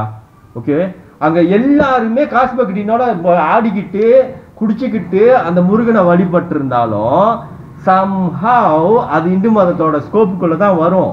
இதை வந்து தடுக்கிறதுக்கு உரிமை வந்து அந்த டெம்பிள் மேனேஜ்மெண்ட்க்கு மட்டும்தான் இருக்குது. ஏன் இருக்குன்னா, அந்த டெம்பிள் மேனேஜ்மெண்ட்க்கு தான் தெரியும் அவங்க எந்த தெய்வத்தை முன்னிறுத்தி அதை வழி நடத்திட்டு இருக்காங்கன்னு. இப்போ தைப்பூசம் வச்சுக்கோமே, இப்போ வந்து பத்திகேஃப்ல தைப்பூசம் முழுக்க முழுக்க அது முருகனை அடிப்படை கொண்டது. அப்ப முருகன்ற ஒரு தூய தெய்வத்தை எப்படி அப்ரோச் பண்றதுன்னு அந்த மேனேஜ்மெண்ட் தான் கைட்லைன்ஸ் போடுவாங்க. ஏன் கோயிலுக்கு நீங்க வரப்போ இப்படிதான் நடக்க முடியும், இதை செய்ய முடியாதுன்னு சொல்ற உரிமை அந்த பத்திகேஃப் டெம்பிள் மேனேஜ்மெண்ட்க்கு மட்டும்தான் இருக்குது. ஓகே, ஏன்னா அவங்களுக்கு தான் தெரியும் அது எந்த தெய்வம், அந்த தெய்வத்தை எப்படி அப்ரோச் பண்றது. இப்படிதான் இந்து மதத்தை வழிநடத்த முடியும் தவிர இந்து மதத்தை வந்து இதை செய்யணும் இதை செய்யக்கூடாதுன்னு சொல்லக்கூடாது. அப்ப அங்க ஒரு அப்படி அவங்க மேனேஜ்மெண்ட் சொன்னதை மீறி ஒரு கிறுக்கு வேலை ஒருத்தன் பண்ணிட்டான்னு வச்சுக்கோமே. ஆனா அது இந்து மதத்தோட ஸ்கோப்புக்குள்ள இருந்தாலும் நம்ம விட்டு கொடுக்க கூடாது. அந்த இடத்துல நம்ம கூட பேசிக்குவோம், புரியுதுங்களா? இது நம்ம பிரச்சனை, நம்ம மத பிரச்சனையை நம்ம தான் பேசிக்கணும். எதை செய்யணும் எதை செய்யக்கூடாது நம்ம தான் டிஸ்கஸ் பண்ணிக்கணும். இன்னொரு மதத்துல உள்ளவங்க நம்மள காமெண்ட் பண்ண விடக்கூடாது, புரியுதுங்களா? அப்ப இவன் இந்த கேஸ்ல ட்ராப் பண்ணோம்னா, அங்க நாங்க தண்ணியே அடிச்சுட்டு ஆடினாலும் நீ பேசக்கூடாது அதை பத்தி. ஏன்னா நாங்க ராக்கெட்டான கையெல்லாம் இருக்கு எங்க மதத்துல சொல்லணும். நாங்க அப்படிதான்டா, ஏன்னா நாங்க லெஜெண்டான்னு சொல்லணும். நீங்க எங்களுக்கு தெரியும்டா நாங்க என்ன பண்றோம்னு. எங்க மதத்தை வந்து பீட் பண்ணவே முடியாதுன்னு நீங்க நிக்கணும். நீ 100 தடவை குரானை ஃபுல்லா படிச்சு என்கிட்ட சொன்னா கூடியும், ஆனா மதம் மாற மாட்டேன்டா நிக்கணும். இந்து மதம் புரிஞ்சிச்சா சான்ஸே இல்லை. நான் ஆன்மீகவாதியா நியூட்ரலா தான் பேசுறேன். இப்ப கொஞ்ச நேரத்துல நான் இஸ்லாம் மதத்தையும் தூக்கி பேசுறேன், அதுல என்ன அட்வான்டேஜ் இருக்குன்னு சொல்லிட்டு. ஓகே, நான் நியூட்ரலா தான் பேசுறேன். இருந்தாலும் நான் எப்படி சுத்தி ஒரு ஆன்மீகவாதியா பார்த்தா கூடியும் இந்த மதத்தை பீட் பண்ணவே முடியாது. ஏன்னா அது ஒரு லெஜெண்டுக்கு இருக்கிற தன்மைன்னா அது கீழேயும் பேசும் மேலேயும் பேசும், எல்லா நிலையிலையும். எந்த ஒரு மனசன் எப்படிப்பட்ட அறியாமையில போனாலும் அவனை தூக்கிட்டு எடுத்து வர மதம் தான் கிரேட்டான மதம். தூக்கி எங்க போய் நிறுத்துது பாருங்க, கடவுள்கிட்டே போய் சேர்க்குது. இது நிறைய மதம் இதை சொல்றதுக்கே தைரியம் இல்லை. உன்னைய நான் கடவுள்கிட்ட போய் சேர்க்கிறேன்னு சொல்லலையே, சொர்க்கத்துக்கு தானே போறேன்னு சொல்றாங்க. கடவுள்கிட்ட போறது சொல்றதுக்கு யாருக்கு தில்லி இருக்கும்? இந்து மதத்தோட அதோட உச்சக்கட்ட நோக்கமே அதுதான். ஓகேவா? ஸோ அப்படி இருக்கப்ப அந்த லெஜெண்ட்லாம் வந்து சேலஞ்ச் பண்ண முடியாது, எவனாலும் சேலஞ்ச் பண்ண முடியாது. இந்து மதத்துக்கிட்ட எந்த தப்பும் இல்லை, அது புரிஞ்சுதான் செய்யுது எல்லாத்தையும். இப்போ சொதப்புறது என்னன்னா, நீங்க தான் உங்களோட இதுக்கு ஏற்ற மாதிரி ரெந்தாக்கு ஏற்ற மாதிரி அதோட ஸ்ட்ரக்சரை உடைக்க பார்க்குறீங்க. ஓகே, இவனெல்லாம் இந்த கேஸ் ஃபேக்டை அப்படியே நசுக்கி போட்டுடலாம். இப்போ அங்கே சாமி அவங்க ஒருத்தர் வீடியோவே கோர்ட்டுக்கிட்ட ப்ரூஃபை காமிச்சாலும் தண்ணி அடிச்சுட்டு ஆடுறது தானே இந்த உண்மையை தானே சொன்னேன்னா அது எஃபெக்டாக ஆகாது. எப்படி ஆகாதுன்னு அப்போ சொல்கிறேனே. இப்போ அரிராய குர்பானுக்கு வந்து முஸ்லீம் மக்கள் வந்து மாடு வந்து வெட்டி சாப்பிடுவாங்க. ஓகேவா? அது அவங்களுடைய மதத்துடைய இது கலாச்சாரம், அவங்களுடைய கலாச்சாரம், அவங்க மத வழிபாடு. ஓகேவா? அப்போ நம்ம இந்து மதம் வந்து இதை மாடை என்னவா பார்க்குறோம்? மாடை வந்து ஒரு அம்மாவாவோ ஒரு தெய்வமாவோ அப்படிலாம் பார்க்குறோம். ஒரு உயர்ந்த நிலையில் பார்க்குறோம் மாட்டை. நம்ம வந்து மாடு உண்மையான இந்து மதத்தை ஃபாலோ பண்ணுறவங்க மாடு சாப்பிட மாட்டோம். ஓகே, அப்போ நம்ம சொல்ல முடியுமா மாட்டை கொண்டுட்டானுங்க குடும்பக்காரனுங்க, அவனுக்கு எப்படி இருக்கும்? அவ்வளோ சென்சிட்டிவான வார்த்தை. அது ஃபேக்ட் தானே? ஆமாம், நீ மாட்டை கொன்ன தானே, நீ மாட்டை கொன்ன, என் மதத்துக்கு வந்து மாடு கொல்ல முடியாது, அப்போ வந்து நீ அம்மாவே கொண்டுட்ட மாதிரி நான் பேசுவேன் அப்படின்னு சொன்னமா எவ்வளோ பெரிய மத கலவரம் வரும். அதுதான் சொல்கிறேன், நீ பார்த்ததை வச்சு பேச முடியாது. ஓகே, மதம் அப்படி வேலை செய்யுது. மதம் லாஜிக் அடிப்படையில் இது ஃபேக்டே கிடையாது, இது கிரேட் இன்சல்ட். நீ பார்த்ததுனால அங்கே தண்ணி அடிச்சு ஆடுற மாதிரி நீ சொல்லக்கூடாது. ஏன்னா அந்த மதத்தோட ஸ்ட்ரக்சர் என்ன உனக்கு முழு கதை தெரியாமல் நீ பேசிகிட்டு இருக்கேன்னு அர்த்தம். அந்த மதம் எப்படி ஃபங்க்ஷன் பண்ணுது, எதுக்காக எது செய்யுதுன்னு தெரியாமல் பேசிகிட்டு இருக்கேன். ஓகே, அப்போ சிம்பிளாக முடிச்சுக்கிறோம். இந்த முஸ்லீம் நினைக்கிறேன், இஸ்லாமோ இதை தான் சொல்லுதுன்னு நினைக்கிறேன். உன் மதம் உனக்கு, என் மதம் எனக்கு. ஓகேவா? Gentleman deal. உன் மதத்தை பூந்துட்டல, நீ முஸ்லீம் ஆகிட்டல, உன் மதத்திலே போயிருடா, எங்கள் மதத்தை பற்றி பேசாத. எங்களுக்கு தெரியும் என்ன செய்கிறோம், எதுக்கு செய்கிறோன்னு. எங்களோட வாழ்க்கை நெறி என்னன்னு தெரியும், எங்களோட உச்சக்கட்ட நோக்கம் என்னன்னு எங்களுக்கு தெரியும். எல்லாம் தெரிஞ்சு தாண்டா செய்கிறோம். ஜம்ரி வினோட்டு, நீங்கள் வந்து எங்களுக்கு வேதத்தெல்லாம் சொல்லித்தர வேண்டாம்டா. ஓகேவா? ஸோ இந்த வேதத்தை நீங்கள் சொல்லித்தரதுல ஒரு சிக்கல் வேறு இருக்குது, அதை சொல்லிடுறேன். அதாவது இந்து மதத்தோட தன்மை வந்து காலத்துக்கு ஏற்ற மாதிரி வேறு மாறிடும். அப்போ நம்மளோட ரெஃபரன்ஸ் என்ன? மெயின்லி வேதத்தை அடிப்படையாக கொண்ட மதம், அதாவது இந்த ஸ்ருத்தின்ற விஷயம். ஓகே, இந்த சிமிர்த்தி என்னன்னா ஒருத்தவங்களும் காலகட்டத்திலையும் இப்போ ஒரு கிருஷ்ணர் வராரு, அவர் ஒரு போர் செய்கிறாரு, அதோடைய அனுபவங்களை அவங்க பதிவு பண்ணுறாங்க. ஓகே, நம்மளுடைய அது ஏன்னா வாழ்க்கை நெறி தானே இது. இப்படி வாழ்ந்தால் இப்படி ஆயிடுது, அப்போ தர்மம் வந்து இப்படி வெல்லுது, அந்த மாதிரி மெசேஜை வந்து நம்மளுக்கு ஆழமான வாழ்க்கைக்கான ஆழமான மெசேஜை சொல்லிட்டு போகிறாங்க. இது சிமிர்த்தி. ஓகே, இந்த சிமிர்த்தியில் தான் இப்போ அதோட இதே இருக்குது, அதோட ஒரு அட்வான்ஸான விஷயம் இருக்குது இந்து மதத்தில். அதாவது அது காலத்துக்கு ஏற்ற மாதிரி மாறுது. இப்போ சரிகை கிரிகை யோகம் ஞானம், சரியை கிரிகை யோகம் ஞானம்னு சொல்லிட்டு 4 நிலையில் நம்ம மனசை கடக்கிறான். அவன் முதல்ல சாமியை கும்பிட்றான், கடவுள்னு நினச்சி கும்பிட்றான், அந்த கடவுள் இல்லை. ஓகே, அது கடவுள்னு நினச்சி கும்பிட்றான். அப்புறம் வந்து அந்த தெய்வத்தையே வந்து பல மாதிரியான தேவர பாட்டு பூஜைலாம் பண்ணி பல மந்திரங்கள்லாம் சொல்லி ஒரு அட்வான்ஸாக கும்பிட்ற பழகிறான். அது வந்து 2வது நிலை. 3வது நிலையில் வந்து கடவுள் எனக்குள்ளார தான் இருக்குன்னு புரிஞ்சுக்கிறான். ஓ, இந்த தெய்வம் வந்து கடவுள் கிடையாது, நான் அந்த தெய்வமாக மாறணும் அப்படின்னு புரிஞ்சுக்கிறான் 3வது நிலையில். அப்போ வந்து அவன் முயற்சி பண்ணுறான், கடவுள் எனக்குள்ளார தான் இருக்கிறாரு, அப்போ நான் தான் இந்த தெய்வமாக மாறணும். இவ்வளோ நாள் நான் கடவுளாக கும்பிட்டு இருந்த இந்த தெய்வமாக நான் மாறணும், ஆக்சுவலி இதான் கதை அப்படின்னு சொல்லி போகிறான். ஓகே, அப்போ நார்மலி குருங்களா பாய்க்கிற மெத்தட் வந்து கிரிய யோகாலா உள்ளுக்குள்ள, ஏன்னா உள்ளுக்குள்ள அந்த சக்கரெல்லாம் ஆக்டிவேட் பண்ணாதான் நீங்கள் ஃபுல் பொட்டென்ஷியலாக வேலை செய்ய முடியும். இப்போ வந்து நீங்கள் ஜஸ்ட் பிளெயின்லி புக்கு படிச்சிங்கன்னா அது வந்து உங்களோட மைண்டில் தான் ரிஜிஸ்டர் ஆகுது, அது உங்களோட ஃபுல் பொட்டென்ஷியல் கிடையாது. உங்களோட மைண்ட் அண்ட் பிரெயின் தான் நீங்கள் யூஸ் பண்ணுறீங்க. பிரெயின் வந்து ரொம்ப பவர்ஃபுல்லான ஒரு விஷயம். பிரெயினால் இது ஒரு அட்வான்ஸான ஆர்கன். நம்மள மனுஷனோட மூளை வந்து ரொம்ப அட்வான்ஸான ஒரு ஆர்கன், அதுக்கு நிறைய மெமரிஸ் இருக்குது. இப்போ மனுஷனோட ஆராய்ச்சி பண்ணி பார்க்குறப்ப அவர் வாழ்க்கையில் ஒரு பெரிய ஜீனியஸ் கூடிய பெரிய சயின்டிஸ்ட் கூடிய ஒரு 10% மெமரி கூடயும் பார்க்க மாட்டானா. ஒரு ஃபுல் பிரெயினோட கெப்பாசிட்டி ஒரு பெரிய சயின்டிஸ்ட் கூட ஒரு 10% கூட யூஸ் பண்ண மாட்டான்.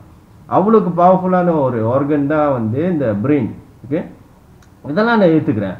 இந்த பவர்ஃபுல்லான ஆர்கனை வச்சு நீங்கள் பலதை சாதிக்கலாம், பலதை புரிஞ்சுக்கலாம், புக்ஸ்லாம் படித்து நிறைய தெரிஞ்சுக்கலாம். ஆனால் உங்களுக்குள்ளார இன்னும் பெரிய பெரிய அட்வான்ஸான சிஸ்டம் இருக்குது, விச் இஸ் உங்களோட 7 சக்கரா. ஓகேவா? இந்த 7 சக்கராவெல்லாம் ஆக்டிவேட் பண்ணுறது, அதுக்கு போகிறது தான் இந்த கிரிய யோகான்னு சொல்கிறது. ஓகே, இது வந்து இதை கடந்துட்டிங்கன்னா நீங்கள் 3வது லெவலில் பாஸ் பண்ணிட்டீங்கன்னா கடவுள்கிட்ட போய் சேர்ந்துருவீங்க. உங்களுக்கும் கடவுளுக்கும் ஒரு லிங்க் வந்துடும். ஓகே, ஃபர்ஸ்ட் வந்து நீங்கள் வந்து இந்த மெடிடேஷனில் டீப்பாக போகிறப்போ உங்களோட சக்கராலாம் ஆக்டிவேட் பண்ணிட்டு வரும். அப்புறம் வந்து நீங்கள் உங்களுடைய சொந்த ஆத்மாட்ட பேசுவீங்க. உங்களுடைய சொந்த ஆத்மாட்ட பேசிட்டு அங்கேருந்து நீங்கள் வளர்ச்சி அடைஞ்சு போனால் அவங்க கடவுள்கிட்ட பேச ஆரம்பிப்பீங்க. இதுதான் இந்து மதம் போய் சேர்க்க பார்க்குது. இதுதான் வந்து ரீயூனியன் வித் காட்னு இந்து மதம் சொல்லுது. ஓகே, இது உங்களோட இந்து மதத்தோட 3வது நிலையை கம்ப்ளீட் பண்ணுறப்ப கிடைக்க போகிறது இது. ஓகே, அந்த 3வது நிலையில கம்ப்ளீட் பண்ணோடனே நீங்க ஒரு தெய்வ நிலையை அடைஞ்சிருவீங்க. தெய்வ நிலையை அடைஞ்ச நீங்க ஒரு குட்டி குருவா மாறிடுவீங்க. ஏன்னா தடவை தானே முக்தி அடைஞ்சிருக்கீங்க. நீங்க பல தடவை முக்தி அடைஞ்சா நீங்க ஒரு சத்குரு. குருக்கள்லாம் போதனை நடத்த முடிஞ்சா நீங்க ஒரு சத்குரு. நீங்க தடவை முக்தி அடைஞ்சனால நீங்க ஒரு குட்டி குரு. நீங்க ஒரு குட்டி குருவா இருந்தாலும் உங்களுடைய வாழ்க்கை அனுபவத்தை பேச ஆரம்பிச்சிருவீங்க. பேச சொல்லுது இந்து மதம். நீ ஞானம் அடைஞ்ச பிறகு அதை போய் 2வது பரப்பு.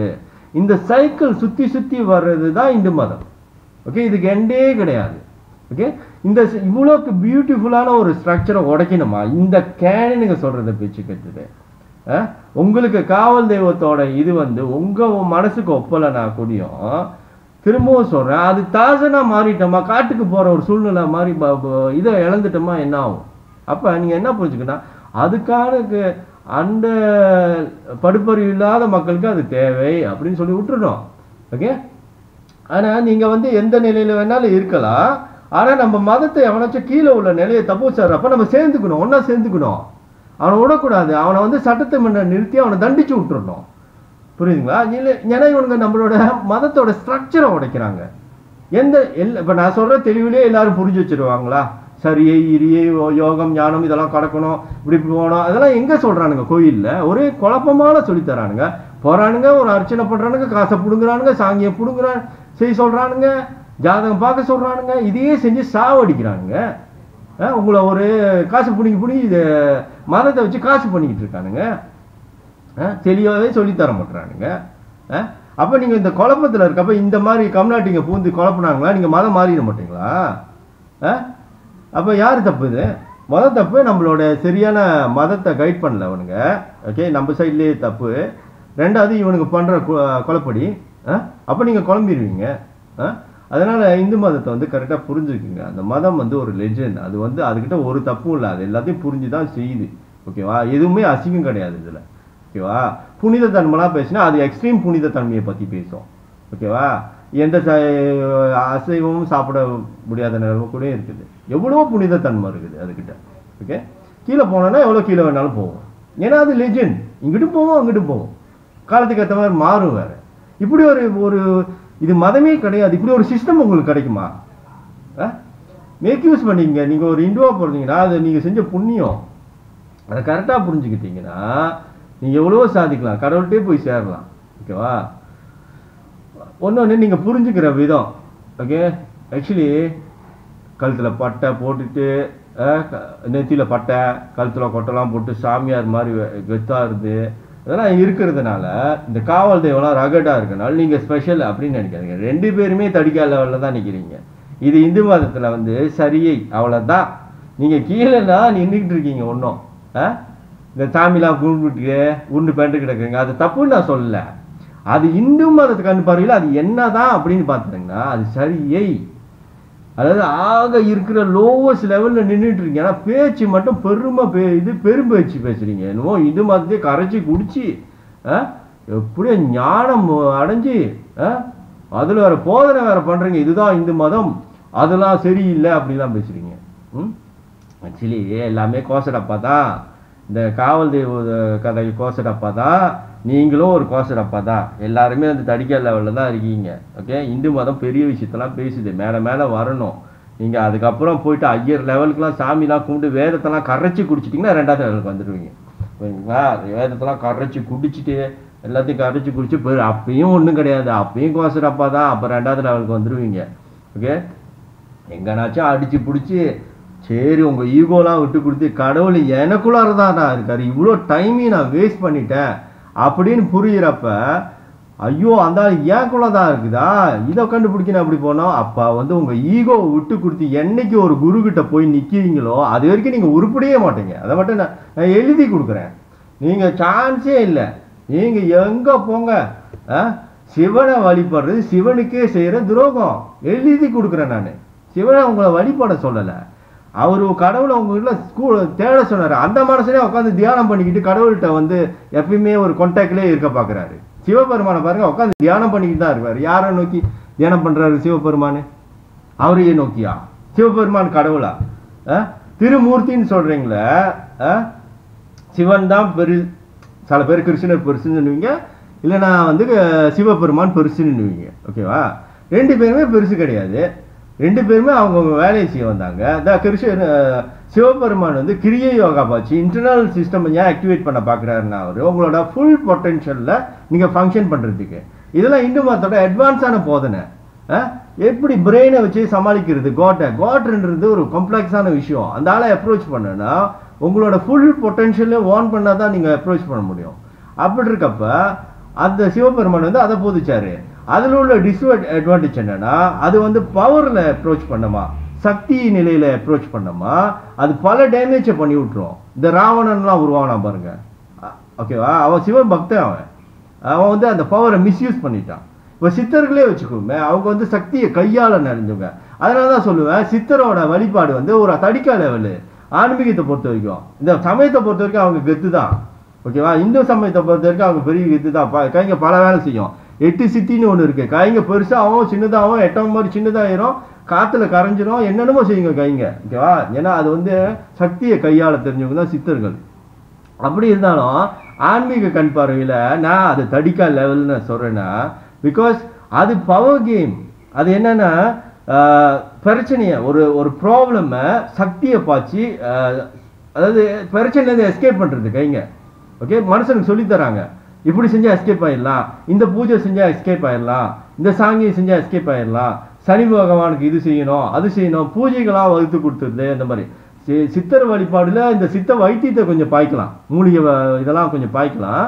ஆனால் ஆன்மீக கண் பார்வையில் அவங்க சொன்ன அந்த ஜாதகம், அந்த இந்த சாங்கியம், இது எல்லாம் வந்து ஒரு லெவலுக்கு அப்புறம் வேலை செய்யாது, நடக்காது. நீங்கள் கடவுள்கிட்ட நெருங்க நெருங்க நெருங்க அது நடக்காது. ஓகேவா? அந்த சாங்கியம் அந்த பலிக்காது. ஓகே, அது பலிக்குதுன்னா உங்களுக்கு, நீங்கள் ஒரு கோயிலுக்கு போகிறீங்க, ஒரு சாமி கிட்ட நின்று வேண்டுறீங்க, இதெல்லாம் நடக்குதுன்னா நீங்கள் ஒன்றும் ஆன்மீகத்தில் வளருன்னு அர்த்தம். அது பெருமை இல்லை. அது அந்த சாமிக்கும் பெருமை இல்லை, உங்களுக்கும் பெருமை கிடையாது. நீங்கள் ஆன்மீகத்தில் வளரலே இல்லை, அதுதான் அதோட ஆதாரம். நீங்கள் போயிட்டு என்னத்தை வேண்டுனாலும் எந்த சாங்கியம் செஞ்சாலும் நடக்க மாட்டேங்குதுன்னா அது என்ன மீனிங்னா, நீங்கள் வளர்ந்துட்டீங்க, ஆன்மீகத்தில் வளர்ந்துட்டீங்க. நீங்கள் அதை செய்யாமல் நீங்கள் அட்வான்ஸ் லெவலுக்கு இந்து மதம் காமிச்சு கொடுத்தா வேற அட்வான்ஸான இதுக்கு போகணுன்னு அர்த்தம். ஓகேவா? அப்போ இதில் உள்ள பிரச்சனையை விளக்கப்படுத்துறது தான் கிருஷ்ணர் வந்து போதனை பண்ணார். அதாவது இந்த பவர் கேமாக இல்லாமல் இந்த கிரிய யோகாவில் பூந்து இவங்க வந்து இவங்களோட ஃபுல் பொட்டென்ஷியலில் செயல்பட்டாலும் இவங்க ஆன்மீகத்துக்கு போகாமல் இந்த சக்தி நிலையில் மாயையில் மாட்டிக்கிட்டாங்கன்னா என்ன ஆகும்? முக்கால்வாசி பேர் மாயையில் மாட்டிக்கிறாங்க. இந்த சித்திர வழிபாடு இந்த மாயையில் மாற்றுறது தான். ஃபுல் அவங்க பவரை மேனேஜ் பண்ணுற விஷயம் தான். அவங்களாம் வந்து இந்த சிவபெருமானோட சீடர்கள். ஓகே, அங்கே உள்ள பிரச்சனையே அதுதான். ஓகே, சிவபெருமான் கிரேட்டு தான். அந்த சிஸ்டம் ஆன் பண்ணி அந்த ஃபுல் பொட்டென்ஷியல் நீங்கள் அடைஞ்சு நீங்கள் கடவுள்கிட்ட போய் சேர்ற அந்த மெத்தட் இஸ் ஓகே. ஆனால் அதை பவர்லேயே வச்சுக்கிட்டு ஹேண்டில் பண்ணுறது வந்து ஆன்மீகத்துக்கு எதிரான விஷயம். ஆன்மீகத்தில் சாதிக்க முடியாத விஷயம், ஒரு மாயை. ஓகே, அதுதான் சொல்கிறேன், ஆன்மீகத்தில் தடிக்கா லெவலு. அதனால அதையும் தூக்கி போட்டுட்டோம். அப்போ கிருஷ்ணர் என்ன சொல்ல வந்தாருன்னு பார்க்கணும். கிருஷ்ணர் பேசிக்லி வந்து எவ்வளோ அடித்தாலும் வாங்கு, தர்மத்துக்காக நில்லு, நேரு வழியில நில்லு அப்படி சொல்லி அவர் வந்து ஆன்மீகத்தோட உயர்ந்த விஷயத்தெல்லாம் பேசுறாரு, பக்குவ அடைய வைக்கிறாரு கிருஷ்ணர். அதனாலதான் நம்மளுக்கு வந்து 2 மாஸ்டர்னு சொல்லுவேன் நான் அடிக்கடி. சிவபெருமான் வந்து உச்சக்கட்ட போதனை நடத்தினாரு. அந்த போதனையை வச்சுக்கிட்டு எப்படி பக்குவமா இருக்கிறதுன்னு போதனை நடத்தணும் தான் கிருஷ்ணர். 9 அவதாரம் எடுத்து போதனை நடத்தினாரு கிருஷ்ணர். ஓகே, அப்ப நம்ம 2 மாஸ்டர் சொன்னதையும் கேட்கணும்.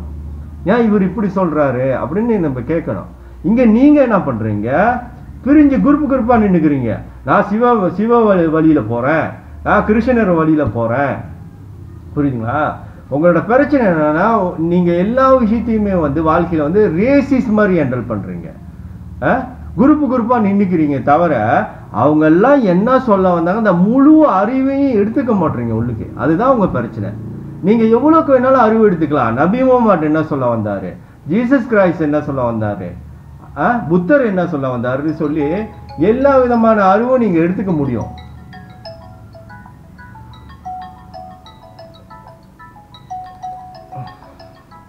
ஓகே, இப்போ வந்து ப்ராப்ளம் வந்து நீங்க ரேசிஸா அப்ரோச் பண்றதுனால தான் எல்லாருக்கும் மரியாதை கொடுக்க மாட்டீங்க. நீங்க காவல் தெய்வமா இருந்தாலும் சரி, அது எவ்வளோ மோசமாக இருந்தாலும் சரி எல்லாருக்கும் மரியாதை கொடுங்க. எல்லாருக்கும் ஒரு ஒரு ஃபங்க்ஷன் இருக்குது. இந்த இந்த இந்த இந்து மதம்ன்ற அந்த ஸ்ட்ரக்சருக்குள்ளார எல்லாருக்கும் அவங்கவுங்களோட பொறுப்பு இருக்குது. அவங்கவுங்க வேலை செய்யறதுக்கு ஒரு அர்த்தம் இருக்குது. ஓகே, ஸோ அதனால் இந்த கேஸை, இந்த ஜம்ரி வினோட் கேஸை உங்களோட புரிந்துணர்வுனால வீணாக்காதீங்க. ஓகே, அங்கே என்ன பத்துகேஃபில் நடந்திருந்தாலும் சரிடா, நீ சொன்னது என் மதத்தை நீ அவமதிச்சுட்ட, ஏன்னா நீ கமெண்ட் பண்ண முடியாது. அப்படின்னா நாங்களும் நீ குர்பான் பண்ணுறது மாடு குர்பான் உன்னுடைய ஃபெஸ்டிவலையும் நாங்கள் கமெண்ட் பண்ண ஆரம்பிச்சிருவோமே, அப்படின்னு நாடு என்ன ஆகும்? நாடு சண்டை சச்சரவாயிராதா? அப்போ பொருளம்பாங்கல்ல சொன்னது, வாக்கு கொடுத்தது என்னாச்சு? உன்னுடைய மதம், அவங்கவுங்க மதத்தை வழிபடுறதுக்கான உரிமை கொடுக்கப்பட்டிருக்குன்னா என்ன உரிமைடா இருக்கு? என் மதத்தை சுதந்திரமா நீ வழிபட விட மாட்டேடா. நீ எனக்கு சொல்லித்தரடா, வேதத்தை எங்களுக்கு சொல்லித்தரடா. இவன் நீ எதையும் வச்சு எங்களுக்கு போதனை பண்ண முடியாது. ஏன்னா என் மதம் காலத்துக்கு ஏற்ற மாதிரி மாறக்கூடிய மதம். இன்னைக்கு ஒரு குரு புதுசா ஞானம் அடைஞ்சிட்டாங்கன்னா அவங்களுடைய அனுபவம் இன்னைக்கு ஏஐ டெக்னாலஜி வரைக்கும் வந்துருச்சு. ஓகேவா, உலகம் மாறிக்கிட்டே போகுது. அப்ப இந்த சூழ்நிலையில இந்த சனாத்தன தர்மம் எப்படி வேலை செய்யுது இன்னைக்கு ஞானம் அடைகிற குருங்களுக்கு தான் தெரியும் எங்களை எப்படி ஹேண்டில் பண்றதுன்னு. அப்ப நாங்க அவங்க பேச்சை கேட்டுட்டு போவோம். இன்னைக்கு உள்ள மாடர்னான உலகத்துல எப்படி கடவுளை அப்ரோச் பண்றது, அவ்வளவுதான் சனாதன தர்மம். காலத்துக்கு ஏற்ற மாதிரி மாறிடும். இதை வச்சுக்கிட்டு நீங்க ஒரு வேதத்தெல்லாம் எடுத்து ஒரு ஃபிக்ஸ் ஆன, அது ஃப்ரேம், எங்களோட ஃப்ரேம். அது அந்த ஃப்ரேம்குள்ள தான் ஓடுவோம். ஆனா எங்கிட்டு ஓடுவோம், எப்போ ஓடுவோம், எங்கிட்டு ஜம்ப் பண்ணுவோம்னு உனக்கு தெரியாத. நீ யாரா முடிவு பண்றதுக்கு நாங்க இப்படிதான் ஜம்ப் பண்ணணும்னு? அது உங்களுடைய சூழ்ச்சி. எங்க மதத்தை ஒரு கொலப்படியான மதன்னு காமிச்சு ஏமாத்தி ஆளை அவன் மதத்துக்கு தரைய பண்றான். இது அன்ஃபேர். ஆமா இல்லையா?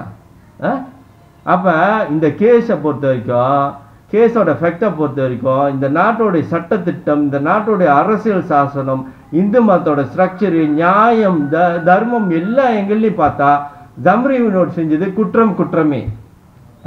கிரிமினல் ஆஃபென்ஸ் செஞ்சுட்டான் ஜம்ரி வினோட்.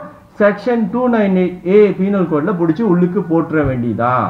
ஓகே, நான் என்ன பண்றேன், சப்போஸ் நான் இந்த உரிமை கட்சிக்கு சில எவிடன்ஸ் ஒரு அளவுக்கு சிக்கிருச்சு, அந்த பேங்க் ஸ்டேட்மெண்ட்லாம் கொடுக்காம ஓடிக்கிட்டு இருக்கேன். அந்த டேவிட் மார்ஷல்ஸ்லாம் நான் ஃபோனில் பேசிட்டேன், ஃபோனை கட் பண்ணிட்டு ஓட்டான்.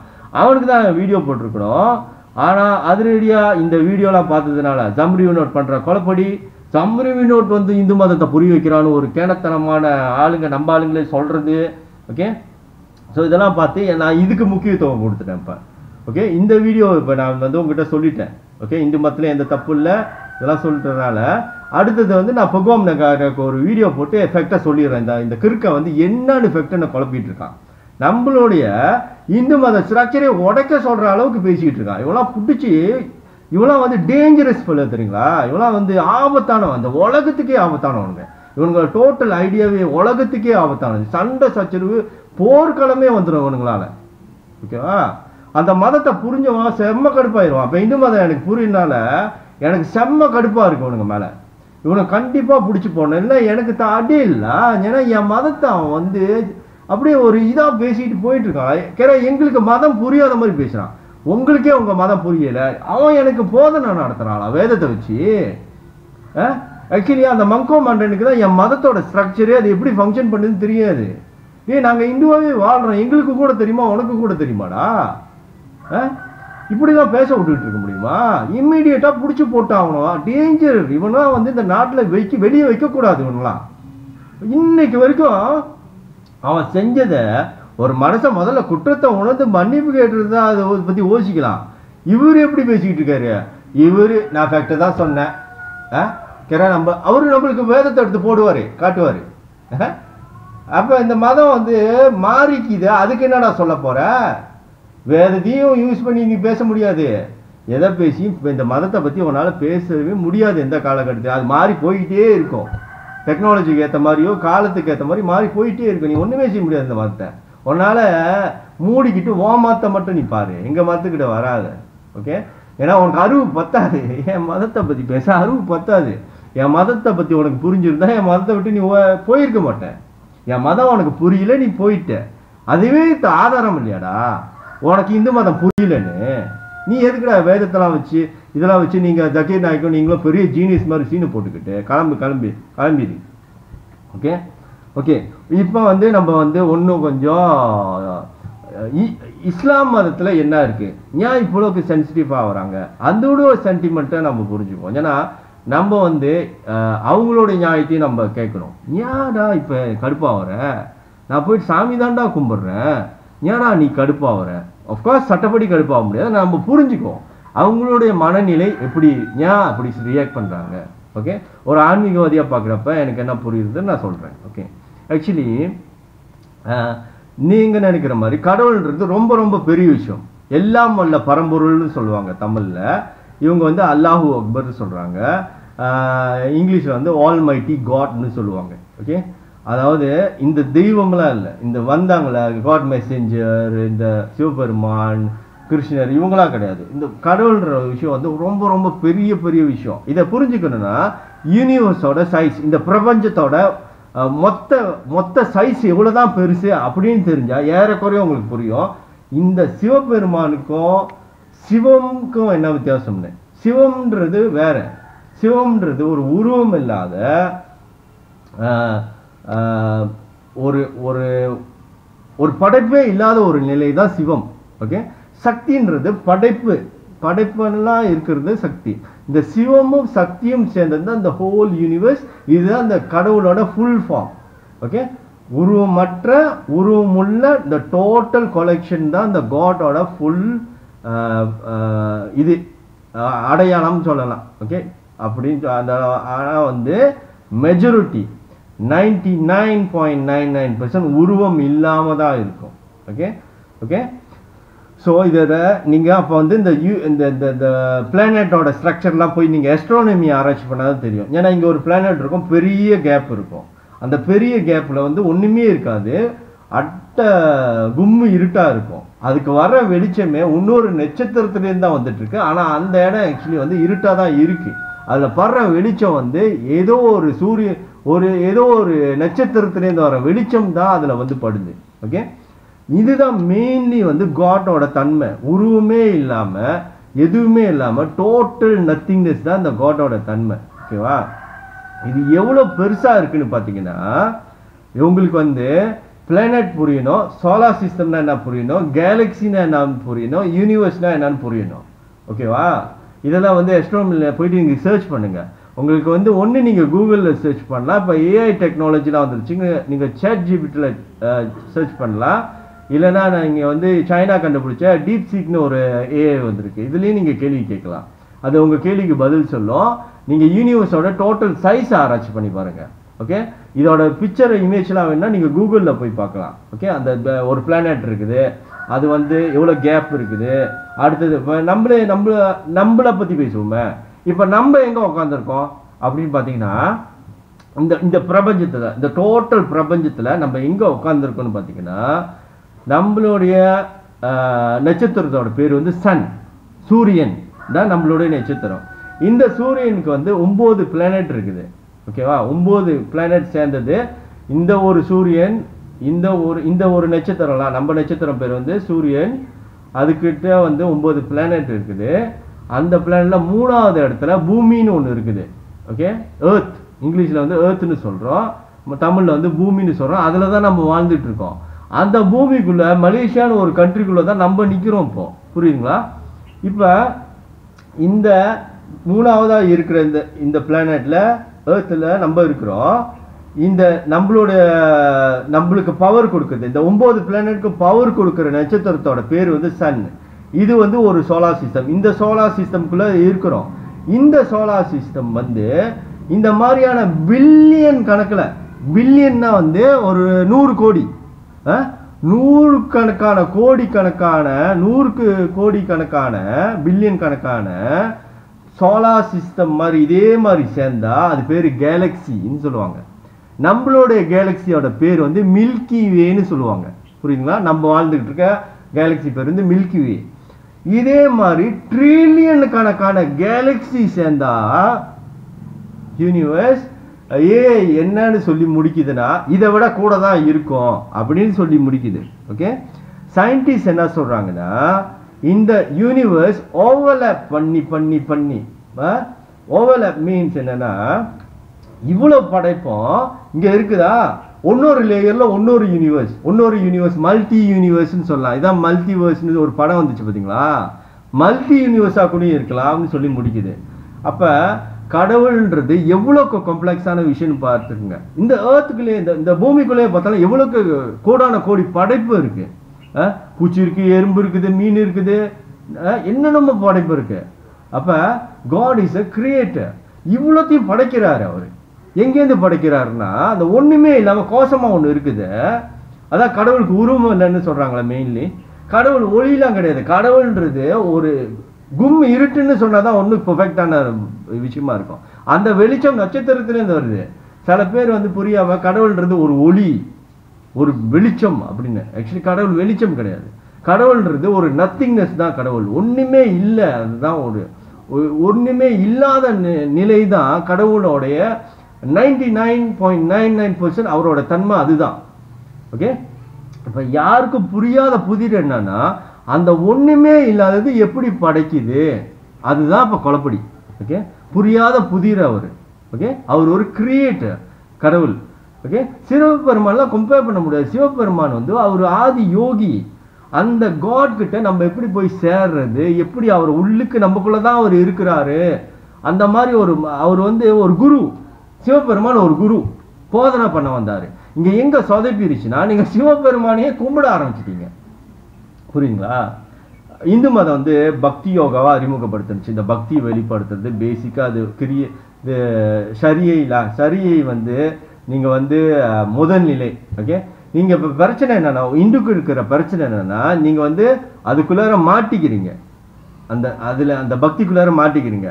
இப்ப இஸ்லாம் ஆளுங்க சென்சிட்டிவா ஆகுறாங்கன்னா அவங்க சொல்ற அந்த அல்லாஹு அக்பரோட அர்த்தம் என்னன்னா அவங்க ஆல் மைட்டி காட். நான் சொன்ன இவ்வளத்தையும் படைச்ச ஒரு கிரியேட்டர் இருக்குது. ஓகே. சிவபெருமான்லாம் கம்பேரே பண்ண முடியாது. அது ரொம்ப பெரிய சக்தி. அது மகா பெரிய சக்தி. ஓகே. அதை வந்து தமிழ்ல வந்து எல்லாம் வல்ல பரம்பொருள்னு சொல்லுவாங்க. அது வந்து அவங்க ரெண்டுத்தையும் ஒப்பிட்டு பாக்குறப்ப ஒரு முஸ்லீம் அவங்களுக்கு கோபம் வருது. டேய், நான் யாரை பத்தி பேசிக்கிறேன், நீங்க யாரை பத்தி நான் பேசிட்டு இருக்கீங்க? இப்ப நீங்க பில்டப் கொடுக்குறீங்களே முருகனோட இதை வச்சுக்கிட்டோ சிவனோட இதை வச்சுட்டு அவங்களுக்கு வந்து அதை பாக்குறப்ப கிறுக்குத்தனமா தெரியுது. டேய், நாங்க ஆல்மைட்டி காட்டை பத்தி பேசியிருக்கோம், நீ யாரையோ தூக்கிட்டு வந்து என்கிட்ட வந்து பெரிய குத்தாட்டம் போட்டுருக்கேன்னு சொல்லிட்டு அவங்களுக்கு வேற மாதிரி தெரியுது. அதனாலதான் அவங்க சென்சிட்டிவா ஆகுறாங்க. அவங்களோட சென்டிமெண்ட்டை நம்ம புரிஞ்சுக்கணும். ஓகே. இன்னும் அதை சொல்லலன்னு இல்லை, நீங்க தான் குண்டு சட்டிலே குதிரை ஓட்டிக்கிட்டு கிடக்குறீங்களே.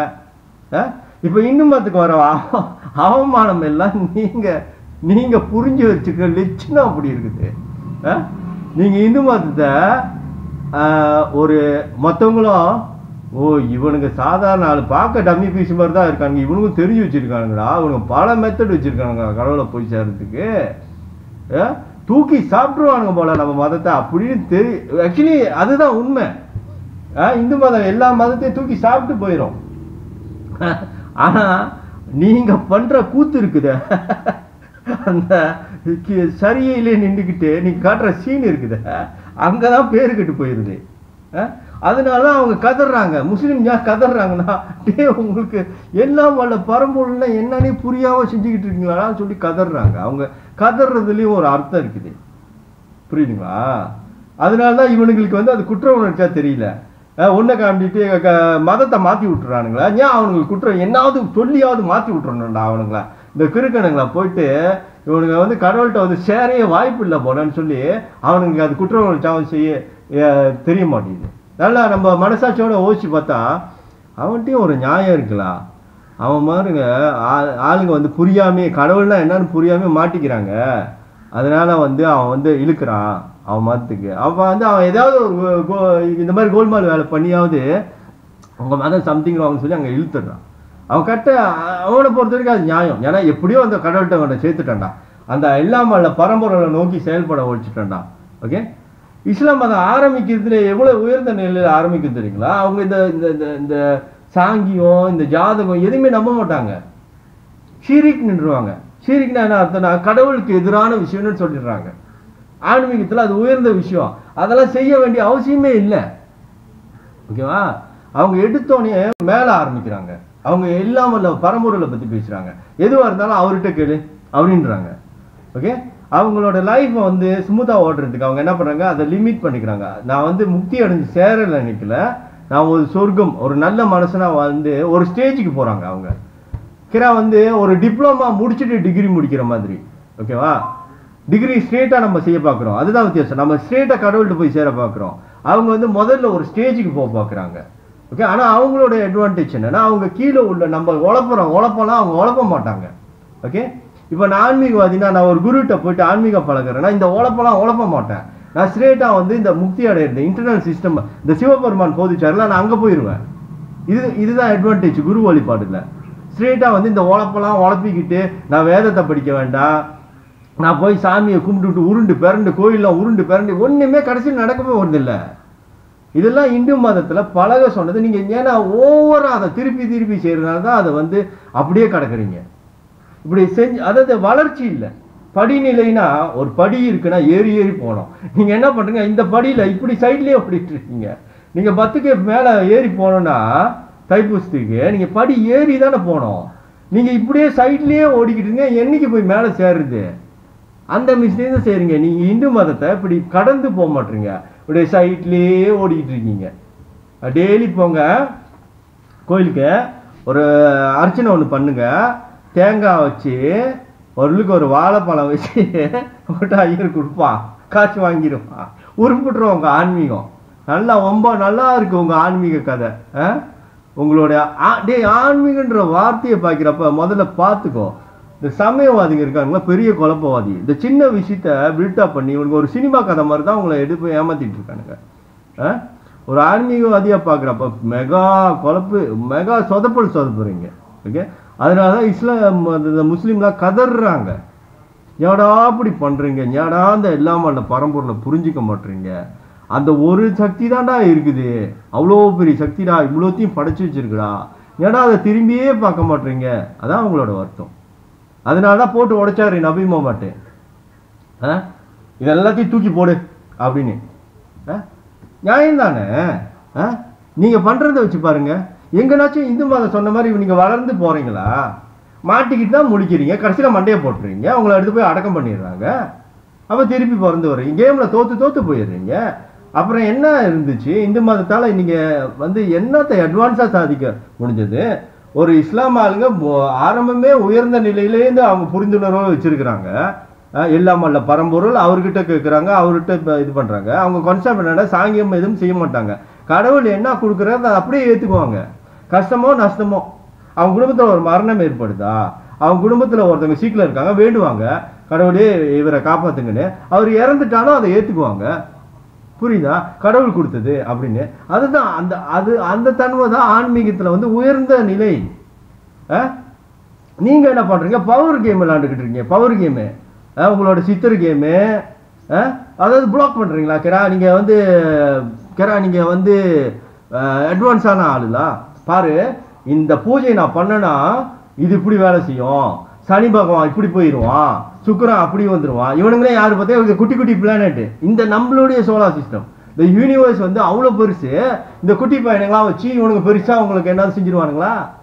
ஆக்சுவலி இந்த குட்டி பையனுங்களாம் ஆன்மீகத்தில் நீங்கள் கொஞ்சம் வளர்ந்துட்டு கடவுள்கிட்ட நெருங்குறப்ப இந்த குட்டி பையனுங்களால் ஒன்றுமே செய்ய முடியாது. இந்த சனி பகவான் இவெல்லாம் இருக்கிறான், இந்த லொட்டு லொச்சுக்கெல்லாம் இருக்கானுங்களா, இவனுங்களால ஒன்றுமே செய்ய முடியாது. உங்கள் வாழ்க்கையில் உங்கள் ஆத்மானால செய்ய முடியல, அவனுங்களால ஒரு ஆணியும் பிடுங்க முடியாது. உங்களோட தெய்வத்தாலை கூடயும் ஒரு ஆணியை கூடயும் பிடுங்க முடியாது. உங்கள் ஆத்மா உங்களுக்கு செய்ய முடியலன்னா, நீங்கள் ஆன்மீகத்தில் வளர்ந்துட்டீங்கன்னா உங்களால் செய்ய முடியல, உங்களை சாமியால் செய்ய முடியாது, சிவபெருமானாலையும் செய்ய முடியாது, யாராலையும் செய்ய முடியாது. புரியுதுங்களா? ஏன்னா உங்கள் ஆத்மாவுக்கு வந்து அவ்வளோக்கு சக்தி இருக்குது, உங்களுக்குள்ளார அவ்வளோ பெரிய ஆற்றல் இருக்கும், உங்களுக்குள்ளாரே கடவுள் இருக்காரு, உங்களுக்குள்ளாரே இந்த ஹோல் யூனிவர்ஸ் இருக்குது, மொத்தமும் நீங்கள் தான். அப்படி இருக்கப்போ இன்னொருத்தவங்க வந்து எப்படி உங்களுக்கு செய்ய முடியும்? நீங்கள் கீழ்நிலையிலே ஓடி உழப்பிக்கிட்டு இருக்கிறதுனால தான் அது வேலை செய்கிற மாதிரி தெரியுது, ஆனால் அது வேலை செய்யாது. நீங்கள் ஆன்மீகத்தில் வளர்ந்து போகிறப்ப அது வேலை செய்யாது, நின்றுடும். இப்போ ஆன்மீக குருங்களுக்கு என்ன பிரச்சனையாக இருக்குன்னா, போதிக்கிறதுக்கு நீங்கள் வந்து மெட்டீரியலை எதிர்பார்க்குறீங்க. நீங்கள் எங்கே போய் ஏமாந்து போயிருந்தீங்கன்னா, ஒரு கேடு கட்டவன் பிஸ்னஸ் பண்ணுறதுக்கு ஒரு சாங்கியத்தை விற்கிறான். ஓகேவா? உங்களுக்கு அது ஏதோ ஒருத்தங்களுக்கு நடக்குது, நடக்க மாட்டேங்குது, ஏமாறுறீங்க, பல சூழ்ச்சி இருக்குது, அதுக்குள்ளார பல பொய் இருக்குது. ஓகே, ஆன்மீக அன்பர்கள் கடைசியில் அது கோஷ கதை தான் அது. ஓகேவா? அது கடைசியில் ஆனால் வேலை செய்யாது. ஓகே, அப்போது இந்த ஆன்மீகம் பியூராக போதிக்க வந்த ஆன்மீக குருங்களுக்கு என்ன பிரச்சனையாக இருக்குன்னா, இவங்க வந்து கடவுள்கிட்ட போய் உங்களுக்கு சேர்க்குறப்ப இவங்க நீங்கள் எதிர்பார்க்க முடியாது, இது எதுவுமே எதிர்பார்க்க முடியாது. ஒன்று தான் எதிர்பார்க்க முடியும், கடவுள் வந்து அடியோன்னு அடிப்பார், உங்களுக்கு கஷ்டமாக கொடுப்பாரு. அதை வாங்கி கஷ்டப்பட்டு துன்பப்பட்டு துயரப்பட்டு கருமாயப்பட்டு அவமானப்பட்டு எல்லாம் பட்டு பட்டு பிரச்சனை கடைசியில் தீராது, அதுவா பழகிரும். புரியுதுங்களா? அதுவே பழகிரும். அப்போ நீங்கள் ஒரு அயன்மேன் மாதிரி ஆயிடுவீங்க. அது மாதிரி ஆன பிறகு இந்த பக்கத்துக்கு வந்துடுங்க. கடவுளே, நீ எனக்கு என்ன கொடுத்தாலும் நான் ஏற்றுக்கிறேன், எப்படியாவது நான் உன்கிட்ட வந்து சேர்ந்துடுறேன். அப்படி நீங்கள் பயந்தாங்கோழியாக இருந்தீங்கன்னா, ஐயோ எனக்கு இப்போ கஷ்டமே வேண்டாம் அப்படி பயத்திலே வாழ்ந்தீங்கன்னா நீங்கள் லிமிட் பண்ணலாம். சரி கடவுளே, நான் உங்ககிட்ட முதல்ல நான் வரலை, முதல்ல என் சிஸ்டமை ஆன் பண்ணுறேன், சக்கரெல்லாம் ஆன் பண்ணி பார்க்குறேன், என்னால் சமாளிக்க முடியுதா, நான் ரொம்ப வாழ்க்கையில் கஷ்டம்லாம் தாங்க மாட்டேன், நான் ஒரு பேட் பாய் அப்படின்னு நீங்கள் நினச்சிங்கன்னா நீங்கள் மேபி சக்கராவை ட்ரை பண்ணி பார்க்கலாம். ஆனால் நீங்கள் வந்து உங்கள் குருக்கிட்டையும் சொல்லிக்கலாம், வேண்டுறப்பையும் சொல்லிக்கலாம், இல்லை உங்கள் மனசுக்குள்ளேயும் சொல்லிக்கலாம், இந்த கடவுள் இப்போ அந்த ரிஸ்க்லாம் நான் எடுக்க விரும்பல, அந்த ஆள் என்னை போட்டு அடியோன்னு அடிக்குமாமே, அதனால் நான் வந்து இந்த சக்கராவை என்ன ஆக்டிவேட் பண்ணி பார்க்குறேன். அங்கேயும் லைட்டாக அடி விழுவோம், ஏன்னா உங்களோட இன்டர்னல் சிஸ்டமை ஆக்டிவேட் பண்ண முயற்சி பண்ணுறீங்களா, அப்பயும் அடி வாங்குவீங்க. ஓகே, அப்போ அதையும் பயந்து ஒரு கோழையாக இருந்தீங்கன்னா, ஐயோ எனக்கு அந்த அடியும் வேண்டாம், எனக்கு வாழ்க்கை அடியே வேண்டாம் அப்படின்னு ஒரு சோம்பேறி கல்தியாக இருந்தீங்கன்னா நீங்கள் என்ன பண்ணலாம், எனக்கு எந்த சக்கராவை ஆக்டிவேட் பண்ண வேண்டாம், குண்டலினி நீ ஏஞ்சிடாத, அப்போ அடுத்தே தூங்கிக்கிட்டே கடா, நீ ஏஞ்சிடாத, நான் வேணா மெடிடேஷன் பண்ணி என்னோட ஹெல்த்துக்கு பார்த்துக்கிறேன், அந்த லெவலுக்கு வேணா போகலாம். நீங்கள் எவ்வளோ சோம்பேறியாக வேணாலும் இருக்கலாம், எவ்வளோ கோழையாக வேணாலும் வாழலாம். ஆனால் அந்த ஆளே முடிவு பண்ணிடுச்சுன்னா உங்களுக்கு டைம் அவுட்டுனா முடிஞ்சு, இதுக்கப்புறம் உங்களுக்கு டைம் கொடுக்க முடியும். அந்த ஆளே இழுத்து போட்டுச்சுன்னா ஒன்றும் செய்ய முடியாது. இழுத்து போட்டு உங்களை ராவணிச்சுன்னா அந்த ஆள் ஒன்றும் செய்ய முடியாது, வாங்கி தான் அவனை அடிய. ஓகே, ஸோ லைஃப்பில் பிரச்சனை இல்லாமல் எஸ்கேப் பண்ண முடியாது. அதெல்லாம் பொய் கதை. சாங்கி செஞ்சு சால்வ் பண்ணுறேன்னு சொல்கிறதும் பொய் கதை.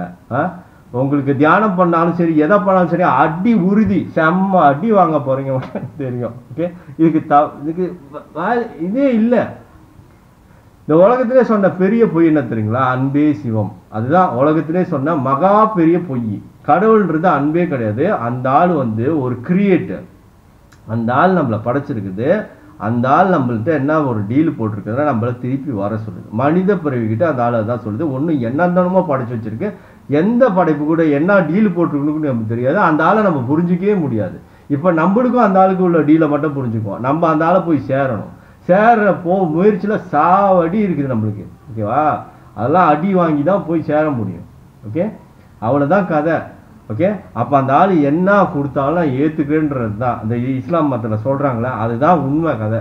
ஓகே, கடவுள் தான் உண்மை, அவர்கிட்ட தான் கேட்க முடியும், அடி கொடுத்தாலும் வாங்கிக்க வேண்டியதான், எண்ணத்தை கொடுக்குறாரு ஏற்றுக்க வேண்டியதான், அதான் லைஃபு.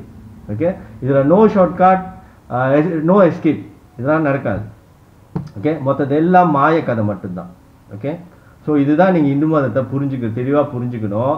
ஓகே, இந்து மதத்தில் நீங்கள் வளரணும், அப்படி தான் நானும் ஆசைப்பட்றேன். உங்களை கைட் பண்ணுறது தான் எனக்கு பிரச்சனை இல்லை. ஓகே, நிறைய ஏமாத்துக்காரனுங்க இருக்கானுங்க, ஆன்மீகம் போதிக்கிறேன்னு, நிறைய ரிஸ்க் இருக்குது. குண்டலிலாம் சீலா பாய்ச்சா பைத்தியமாக கூட ஆயிடுவீங்க. சக்கராலாம் சும்மா போய் நோண்டிட்டு இருக்க முடியாது நீங்கள். ஓகே, இப்போ ஒரு லாஜிக் பேசுவோமே, நீங்கள் என்னதான் நீங்கள் வந்து யூடியூப்பில் இல்லை கூகுள் பார்த்து மருந்தெல்லாம் தேடி நீங்கள் மருந்து சொந்தமாக சாப்பிட்டுக்கிட முடியுமா? டாக்டர் வேணும் தானே. நீங்கள் எப்படியா இருந்தாலும் ஒரு சீக்கு ஒரு பிரச்சனை வந்தால் நீங்கள் டாக்டர்கிட்ட போய் ரெஃபர் பண்ணுவீங்க. ஏன்னா டாக்டருங்க வந்து அந்த நேரத்தில் உங்களோட பாடி டெம்பரேச்சர் என்ன, உங்களோட பிளட் ப்ரெஷர் என்ன, அதெல்லாம் செக் பண்ணி உங்களுக்கு இந்த மருந்தை இப்போ கொடுக்கலாமா, இல்லை அந்த மருந்து கொடுக்குறப்போ உங்களுக்கு என்னது சைட் எஃபெக்ட் அதாவது என்னது எலர்ஜிக் இருக்கா, அதெல்லாம் பார்ப்பாங்க. ஏன்னா ஒருத்தவங்க பாடி வேறு வேறு மாதிரி. அப்படின்னா அது என்னத்தை காட்டுதுன்னா, நாலேஜ் மட்டும் பத்தாது, அதுக்கான மாஸ்டர் வேணும். அப்போ நீங்கள் ஒரு ட்ரீட்மெண்ட் வேணும்னா ஒரு டாக்டர் வேணும், அப்போ தான் அது அந்த ட்ரீட்மெண்ட் வந்து கரெக்டாக நடக்கும். அதே மாதிரி நீங்கள் ஆன்மீகத்தில் வளரணும்னா உங்களோட இன்டர்னல் சிஸ்டம்லாம் ஆக்டிவேட் பண்ணால் உங்களுக்கு ஒரு குரு வேணும். நீங்களாலாம் புக்கு படிச்சுலாம் ஆக்டிவேட் பண்ண முடியாது, எல்லாம் ராங்காக நடந்து போயிடும். ஓகே, ஒன்று வந்து நீங்கள் ராங்கான குருக்கிட்ட போனீங்கன்னா ஒன்று உங்களோட சக்தியை அவன் திருடுவான், இல்லைனா அவன்கிட்ட ஒன்றுமே இருக்காது, காசு சம்பாதிக்கிறதுக்காக ஒரு தப்பான போதனையை கொடுத்துட்டு இருப்பான். அவன் ஒரு போலி குருவாக இருப்பான், உங்களை ஏமாற்றுவான். ஓகேவா, அப்போ வந்து அவனோட டார்கெட் என்னன்னா காசு பண்ணணும். அவன்கிட்ட ஒரு சக்தியும் இருக்காது. உங்களுக்கு ஆன்மீகத்தை வளர முடியாது. ஏமாத்துவான், பொய்யா சொல்லுவான். ஓகே. இன்னொருத்தன் வந்து அவனே உருப்படியா ஞானம் அடைஞ்சிருக்க மாட்டான், அறக்குறை தான். ஓகே. அவனுக்கே குத்து மதிப்பா தெரியும். உங்க சிஸ்டம் அதை தட்டுவான் இதை தட்டுவான், குண்டலில அங்கங்க ஏறி நீங்க ஷார்ட் ஆகிடுவீங்க. நீங்க உங்களோட சிஸ்டம் வந்து உங்களுக்கு டேமேஜ் ஆகிடும், ஒன்று கூட டேமேஜ் ஆகிடும். ஓகே. அதுக்கு தான் நீங்கள் ஒரு சத்குருகிட்ட போனோன்னா ஒரு பெரிய மாஸ்டர்கிட்ட போகணும். இந்த பெரிய மாஸ்டருக்கு தான் தெரியும் உங்கள் சிஸ்டம் எப்படி வேலை செஞ்சிட்டு இருக்குது. அப்போ அந்த சிஸ்டம் வேலை செய்கிறப்ப உங்களோட பாடி எப்படி ரியாக்ட் பண்ணுது, ஒரே மாதிரி ரியாக்ட் பண்ணாது. அந்த நேரத்தில் உங்களுக்கு டாக்டர் ட்ரீட்மெண்ட் கூட தேவைப்படலாம். அப்போ அந்த அந்த சத்குரு உங்களை பார்க்குறப்ப உங்களோட ஆன்மீகத்தை ஹேண்டில் பண்ணுறப்போ அவங்க சரியாக கைட் பண்ணி எடுத்துகிட்டு போவாங்க.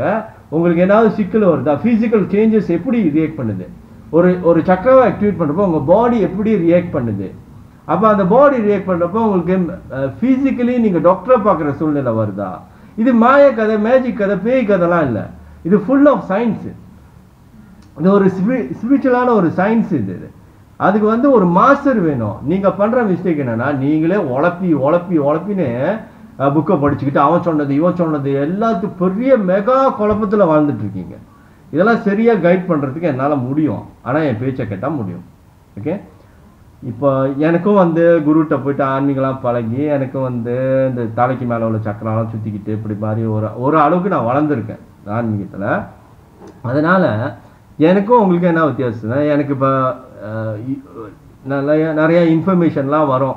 இப்போ ஒரு கேள்வி கேட்டேன்னா அதுக்கு ஒரு பதில் வரும்ல. ஒரு பதில் வருதுன்னா அது பெர்ஃபெக்டான பதிலாக இருக்கும் அப்படின்னு அவசியமும் இல்லை.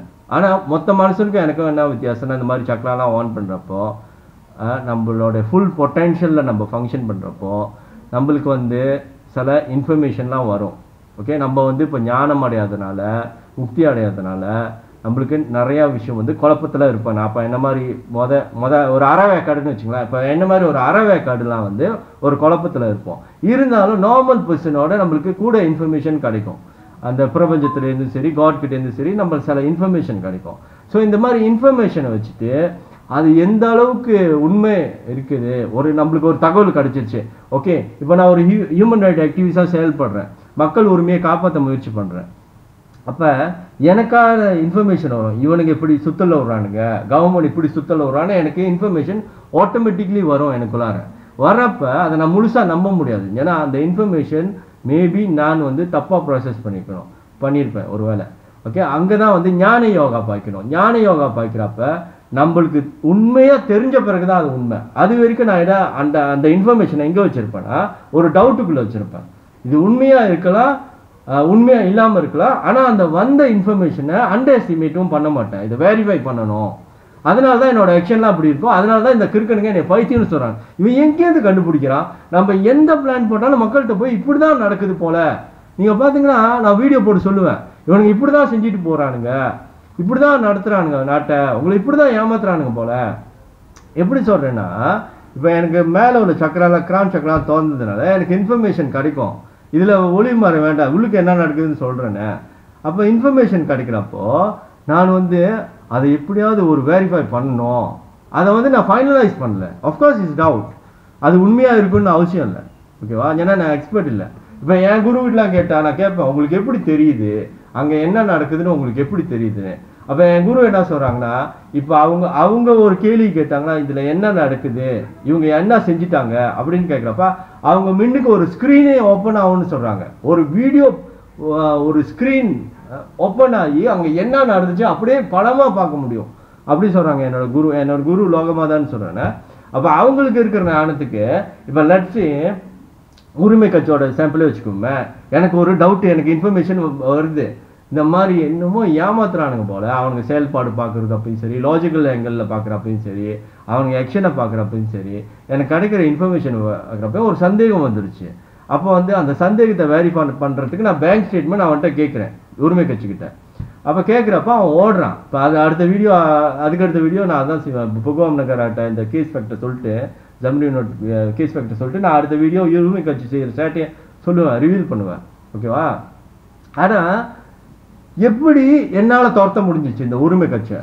எல்லாரும் அவனுக்கு சொஸ்மா இஷ்யூ வந்து வெளியே சீன் போகிறப்ப எல்லாருக்கும் அவனுக்கு ஹீரோ மாதிரி தான் தெரிஞ்சிருப்பானுங்க.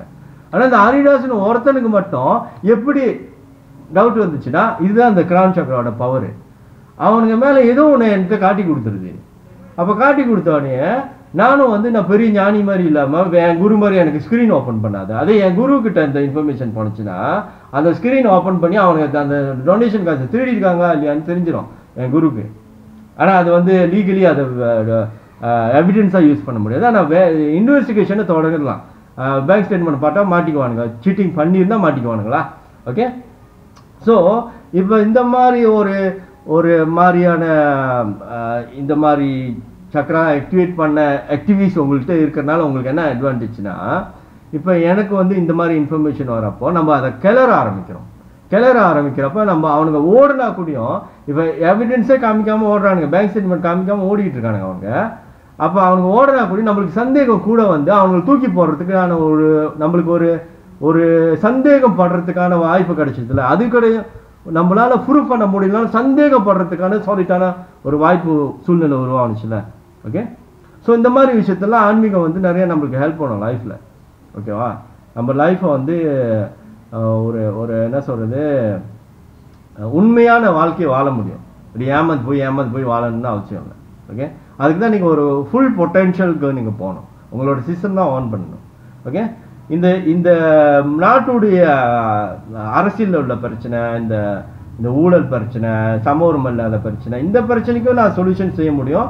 அதான் mission to create a great government. இந்த ஆன்மீக பிரச்சனை எப்படி முக்தி அடையுது, இந்த இந்து மதம் என்னதான் சொல்ல வருது, அதில் உங்களை எப்படி கைட் பண்ணி எடுத்து போகிறது, எப்படி உங்களுக்கு ஏமாறாத குருக்கிட்ட எடுத்து போய் சேர்க்குறது, எல்லாத்தையும் என்னால் செய்ய முடியும். ஆனால் நீங்கள் என் பேச்சை கேட்கணுமே. என் பேச்சை கேட்டால் நான் செஞ்சிருவேன். ஓகே. ஸோ இதுதான் நான் இந்த வீடியோவில் சொல்ல வரேன். ஸோ அப்போ வந்து தொடர்ந்து நான் உங்ககிட்ட பேசிகிட்டே வரேன். நான் பேசுகிறேன்னா நீங்கள் கேட்டுகிட்டே வாங்க. அப்போ என் மேலே நீங்கள் நம்பிக்கை வந்துருச்சுன்னா நீங்கள் என் கூட என் பேச்சை கேட்க ஆரம்பிச்சுங்க, இந்த விஷயத்தெல்லாம் ஈஸியாக செஞ்சிடலாம். உங்களை நான் ஈஸியாக காப்பாற்றிடுவேன். நீங்கள் என்னை நம்பாமல் பேச்சையும் கேட்காம என் வீடியோலாம் ஸ்கிப் பண்ணிக்கிட்டு ஓடிக்கிட்டு என் வீடியோ லெங்க்த்தாக இருக்குது, ரொம்ப கடுப்பாக இருக்குது கேட்குறதுக்கு இருக்கலாம். ஏன்னா நான் சொல்கிறது வந்து இன்ஃபர்மேஷன். எனக்கு வந்து பாசிட்டிவாக இருக்கணும். எல்லாத்தையும் சொல்லிட்டான்டா சாமி, கேட்டானோ கேட்கலையே எப்படி போய் தொலைகிறான், அந்த மாதிரியான ஒரு திருப்தி எனக்கு வேணும் வீடியோ முடிக்கிறப்ப. அதனால தான் என் வீடியோவில் வந்து ரொம்ப லெங்க்த்தாக இருக்கும். ஏன்னா சொல்ல வந்தெல்லாம் சொல்லி முடிக்கணுமே, என் மனசில் வந்து கொட்டி ஆகணுமே. ஓகே. ஏன்னா உங்களை நான் காப்பாற்ற தான் நான் நினைக்கிறேன். இந்த வழியில் வந்தால் தான் முடியும், காப்பாற்ற முடியும். அப்போ நான் ஃபுல்லாக சொல்கிறேன். அப்போ என் வீடியோ வந்து கொஞ்சம் லெங்க்த்தாக இருக்கும். நீங்கள் என்ன பண்ணுங்கள், ஃபோனை அப்படி ஓரமாக தட்டி வச்சுட்டு உங்கள் வேலையை கவனிங்க. நான் சொல்கிறத மட்டும் காது கொடுத்துக்கணுங்க. நீங்கள் அந்த வீடியோ பார்க்கணும் அவசியம் இல்லை. அப்போ உங்கள் வேலையும் ஓடும், நான் சொல்ல வர்றது நீங்கள் கேட்பீங்க. அப்போ நீங்கள் நான் சொல்ல வர்றது நீங்கள் கேட்டால் தான் நான் உங்களுக்கு ஒரு சொல்யூஷன் செய்ய முடியும். இப்போ ஓகேவா? நான் உங்களுக்கு உண்மையாக இருக்கிறேன், உங்களை காப்பாற்ற நினைக்கிறேன். உங்களை சுற்றி நான் சொல்கிறேன், மெஜாரிட்டி அரசியல்வாதி, மெஜாரிட்டி என்ஜிஓ உங்களை ஏமாற்றிக்கிட்டு தான் இருக்கானுங்க. என்னால் முடிஞ்ச வரைக்கும் அவங்களை காட்டி கொடுப்பேன்.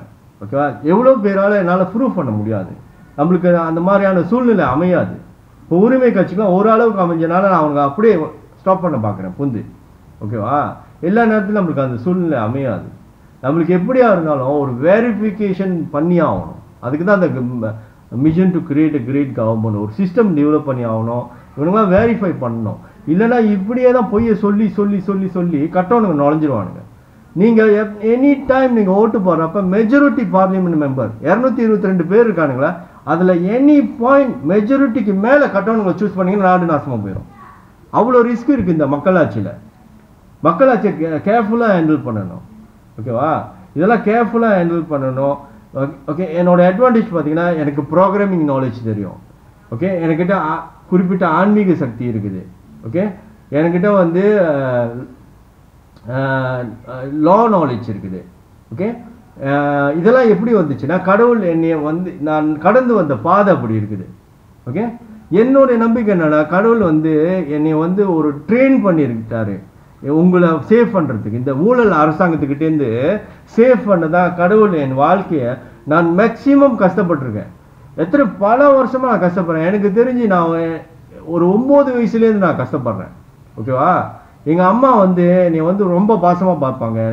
எங்கள் அம்மா வந்து எனக்கு வந்து நான் கேள்விப்பட்டது, நான் 6 வயசு வரைக்கும் பால் பாத்தியில் பால் குடிச்சிட்டு இருப்பேன் அப்படின்னு கேள்விப்பட்டிருக்கேன். எனக்கு சரியாக ஞாபகம் இல்லை. ஆனால் எனக்கு என்ன நல்ல ஞாபகம் இருக்குன்னா, ஒரு 8-9 வயசுல எங்கள் அம்மா தொட்டியில் ஆட்டுவாங்க என்னைய.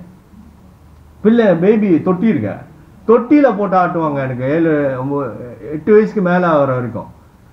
எங்கே எனக்கு கடவுள் பெரிய ஆப்பு வச்சாருன்னா, அதாவது எனக்கு ரொம்ப பாசம் கொடுக்கக்கூடிய அம்மாவை கொடுத்த கடவுள் எனக்கு வச்சாரு பாருங்க ஒரு ஆப்பு. அதுக்கப்புறம் எங்கள் அம்மாவுக்கு வந்து மனநோய் வந்துருச்சு. எனக்கு ஒரு 9 வயசு இருக்கப்போ எங்கள் அம்மாவுக்கு வந்து மனநோய் வந்துருச்சு. எங்கள் அம்மா மனநோயில் வந்து தற்கொலை பண்ணிக்கிட்டாங்க. ரயில் ரோடு இருக்குல்ல, ரயில் ரோடு, அதில் போய் எங்கள் அம்மா படுத்துட்டாங்க. எங்கள் அம்மா உடம்பு துண்டு துண்டாக போயிடுச்சு. எங்கள் அம்மா வந்து அவ்வளோ கொடூரமான முறையில் இருந்தாங்க. ஓகேவா? அப்போ எங்கள் அம்மாவுக்கு மென்டல் ப்ராப்ளம் வந்தது பாயிண்ட்லேருந்து என் வாழ்க்கையே சொதப்பிடுச்சு. நீங்கள் அரசாங்கம் சொதப்பினதெல்லாம் நீங்கள் பார்த்துருப்பீங்க. ஆனால் என் வாழ்க்கை சின்ன வயசில் எங்கள் அம்மா போனதுலேருந்து சொதப்பிடுச்சு. அங்கேருந்து கஷ்டப்பட்டு அடியோடு அடி வாங்கி வாழ்க்கையில் எவ்வளோ கஷ்டப்பட்டு துன்பப்பட்டு அவ்வளோ கஷ்டத்தை தாண்டி வந்து எனக்கு என்ன இப்போ புரியுதுன்னா, இவ்வளோ கஷ்டத்தை நம்ம எதுக்கு தாண்டி வந்திருக்குன்னா, நம்மளை கடவுள் ட்ரெயின் பண்ணியிருக்கிறாரு. ஒரு ஒரு ஒரு எதையும் தாங்கி நிற்கக்கூடிய ஒரு சக்தியா இந்த மக்கள், இந்த மலேசியா மக்களை இந்த ஊழல் அரசாங்கத்துக்கிட்டேருந்து தாங்கக்கூடிய சக்தியா. எனக்கு எப்படி லா நாலேஜ் வந்துச்சு? எங்கள் அண்ணன் கேசவனுக்கு ஏமாத்தினால வந்துச்சு. அந்த சூழ்நிலையை ஏற்படுத்தினாரு. ஓகே, நான் வந்து என்ஜினியரிங் படிச்சிருக்கிறேன். ஓகே, எனக்கு ஒரு படுப்பறிவை கொடுத்துருக்காரு. ஓகே, ஸோ கடவுள் வந்து எனக்கு படுப்பறிவு கொடுத்துருக்கிறாரு. எனக்கு வந்து ஆன்மீக குருவை கொடுத்துருக்காரு. இப்போ கேள்வி என்னன்னா, இவ்வளவும் ஒருத்தக்குள்ளார எப்படி வந்துச்சு? எனக்கு வந்து கடவுள்கிட்ட நேராக பேசுறதுக்கான அளவுக்கு ஞானம் இல்லைனாலும் இவ்வளோத்தையும் ஒருத்தக்குள்ளார எப்படி வந்துச்சு? அப்போ எனக்கு என்ன நம்பிக்கைன்னா, இந்த மலேசியா மக்களை இந்த ஊழல் அரசாங்கத்துக்கிட்டே சேஃப் பண்ணுறதுக்காக என்னை வந்து தயார் பண்ணியிருக்கிறாரு கடவுள். அப்படிதான் எனக்கு புரியுது. ஒன்று என்னுடைய மனசாட்சிக்கும் எனக்கே வந்து தோன்றது என்னன்னா, இந்த மக்களை எப்படியாவது காப்பாற்றணும், விடக்கூடாது. இந்த ஏமாத்துக்காரங்களை ஏமாற்ற விடக்கூடாது, மக்கள்கிட்ட இருக்கக்கூடாது. எனக்குள்ளே உண்மையான அந்த எண்ணம் இருக்குது, உதிச்சுக்கிட்டே இருக்குது. ஓகே, ஸோ இந்த ஓவரால் எனக்கு என் வாழ்க்கையை பார்த்து என்ன புரியுதுன்னா, கடவுள் என்னை வந்து இந்த மக்களை இந்த ஊழல் அரசாங்கத்திலேருந்து எப்படியாவது காப்பாற்றி உன்னோட பொறுப்பு இது அப்படின்னு கொடுத்த மாதிரி தான் எனக்கு தோணுது. ஓகே, நான் முக்தி அடைஞ்சு கடவுள்கிட்ட போனால் தான் எனக்கு அது வந்து தெளிவாக புரியும். ஆனால் இந்த நேரத்தில் எனக்கு அதான் புரியுது. ஓகே, நான் உங்ககிட்ட என்ன வாக்கு கொடுக்க முடியும்னா, என் பேச்சை கேட்டிங்கன்னா இந்த ஊழல் அரசாங்கத்தையும் காப்பாற்றுறேன், உங்களை ஆன்மீகத்தில் வளர்ந்து போகிறதுக்கு உங்களுக்கு எந்த பொய்யும் இல்லாமல் நான் கைட் பண்ணி எடுத்துகிட்டு போகிறேன். ஓகேவா? ஸோ இதை சொல்லி நான் இந்த வீடியோ நிறைவு செய்கிறேன். நன்றி, வணக்கம்.